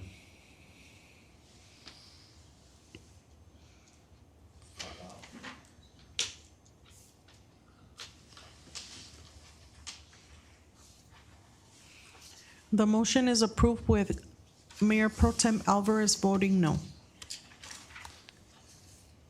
Yeah, Yes. I'm going to make a comment now that'll make all of you cringe probably. So I think it was important what Mayor Pro Tem Alvarez brought up about consistency. And so I want to tell you of 5 things that I have on a list that next week, or next meeting, if you adopt this policy, I'm going to bring back up asking you to approve the items under this new policy. Those 5 items that I've got, and you can tell me if there's other I've missed. The issue tonight about YMCA's and the analysis of what the city has done in support of YMCA's. The issue tonight about, which I've heard before, the entrance treatments and what kind of recommendation we could bring back that relates to that. Relates to what? I'm sorry. The entrance, the Southgate, Downey entry. Oh, the freeway? So you asked for a staff report to come back. That's an agenda item. And in order for us to have the approval to go do the staff work to come back and make a report on that, I want to make sure that it's been adopted under the same consistent policy as anything else. The question about the bus system, which again has come up before, but before I go off asking the staff to come back with a report, I want to make sure we've done it under this same policy. The analysis of the senior classes and the activities and the fees that we charge, that's another staff report that would need to be adopted under the same policy. And the 5th one is Mayor Pro Tem's issue from last week with Bell Gardens, and I think the council owes her a response under this policy when that's brought forward. If that's agreeable, then that's the list I've got, and if I've missed something, then maybe you can fill me in and I can add it. So the item, the item of the rent control will be placed on the next. It won't be on the, it'll be brought up under the new policy to decide whether or not you're assigning that to staff or not. In other words, assigning staff to put on a future agenda or not. Councilmember Trujillo? So are you looking for concurrence now to see if we want to give a second on those 5 things or no? Well, I don't know.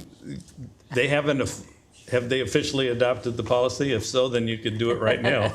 No, I think you should do it next time. I think that was a good idea. With the policy, we'll bring back those 5 items to get, are there 2 concurrences for staff to work on them? I think that was Got it. to add them to the agenda based on the new policy. Okay, that makes sense. Okay. That way everybody's being treated the same, which is critically important. Can I ask for clarification on one of those items? Mayor Pro Tem Alvarez mentioned an ordinance that Bell Gardens adopted. I'm wondering if she wanted us to just be educated on the ordinance, or if she was looking for us to adopt a similar ordinance. I see them as 2 separate steps. Yeah. So I just. Sir.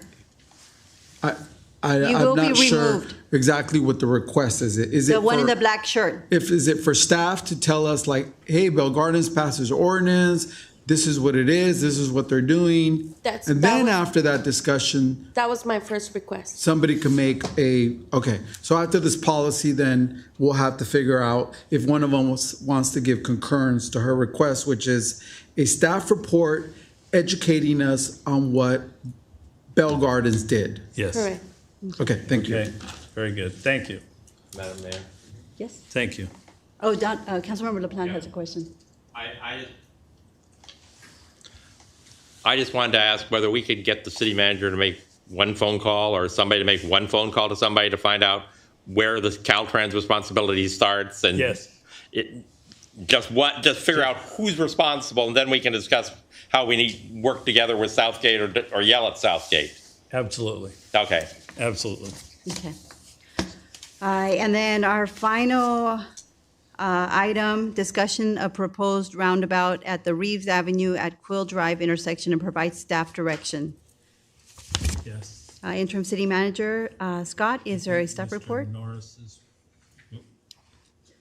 I think Ed Norris is making this presentation.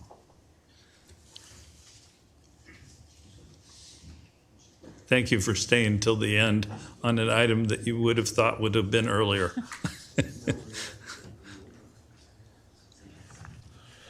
Good evening, Madam Mayor, Mayor Pro Tem, members of the City Council, and Interim City Manager Scott.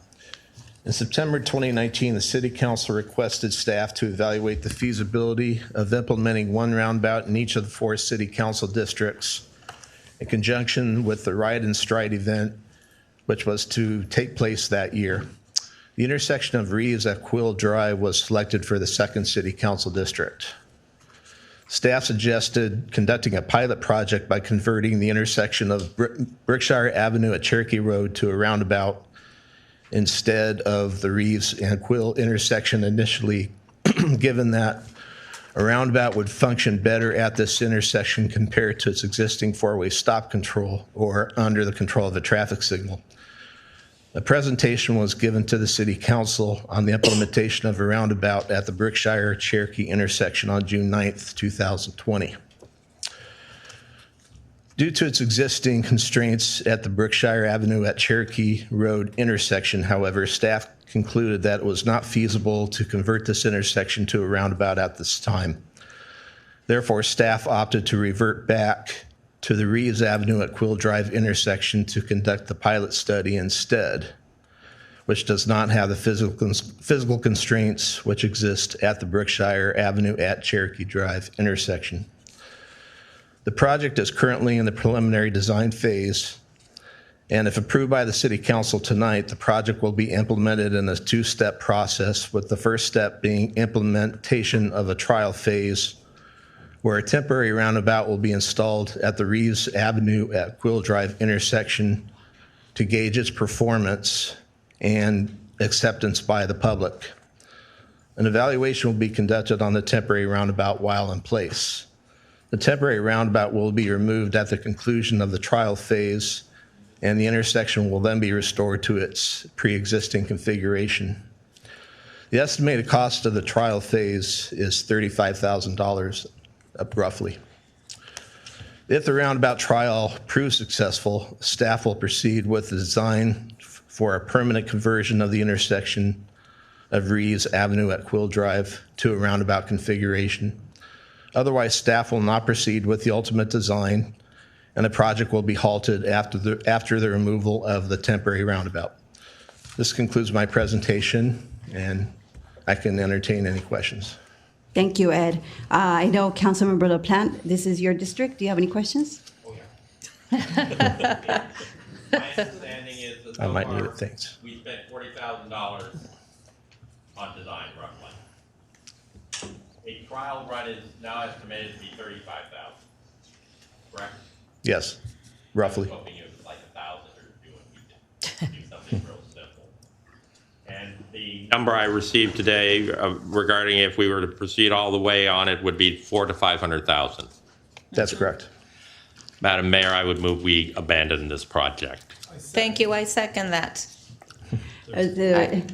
All right. Yes. Wait, real quickly before you vote. Yes. There was a request from the public to speak on this item, and I just wanted to inform the public that at the beginning of the meeting, this was moved from an item under city manager comments to the administrative report. So there was notice that the time to speak on it was during the public comment portion earlier in the meeting, and that was announced at the very beginning of the meeting. If I may, Madam Mayor, yes, there's not a whole lot that can be said about this, except this was a bad idea, and we cannot put in more money into a project that would be disastrous for that particular intersection. Bad idea, bad project. Let's not proceed. So you have a motion and a second not to proceed. Please vote. Actually, Mayor, I'm going to take a verbal vote on that because we didn't set up an electronic vote for that item. Or we did? Oh, yeah. Sorry about that. Yes, we do have it.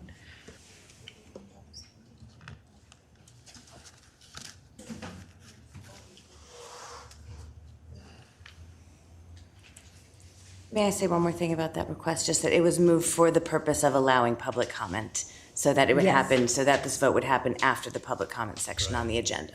So wait. We are voting yes to drop it? Yes. Okay. So the motion was to cease this round or Abandon the project. That was Okay. the So that's a terminology. big fat yes. Yes. The motion is approved unanimously. Thank you. Thank you. So now I know why everybody stuck around. Thank you. So thank you. Yes. I would like to thank the staff for doing what they were asked to do. They put in a lot of work into a project that probably could have ended when it came up originally, but it didn't. We're at where we're at, and it's time to just pull the plug and go, this is... I drove too many roundabouts when I was in Wisconsin earlier this year, and it's like, whose ideas were these? Well, and again, I think if I may, the policy that we just adopted to have 2 council members put items on the agenda is precisely so that we don't spend too much time, effort, money on projects or discussions that are fruitless and that are not really necessary for our community. So that's all I have to say. Thank you, Madam Mayor. Well, we're reaching the end of our council meeting. For those that stuck around, thank you for joining us at our council meetings to listen and discuss important matters for our city and matters that are important to all of you. Downey, thank you, Downey Roseflo, for being here till the conclusion of our meeting. And the council meeting is now adjourned in memory of Shelby Jacobs, aerospace engineer for Rockwell International, Queen Elizabeth II. The victims of the September 11th attacks, may we never forget, and the lives lost due to COVID-19. A moment of silence.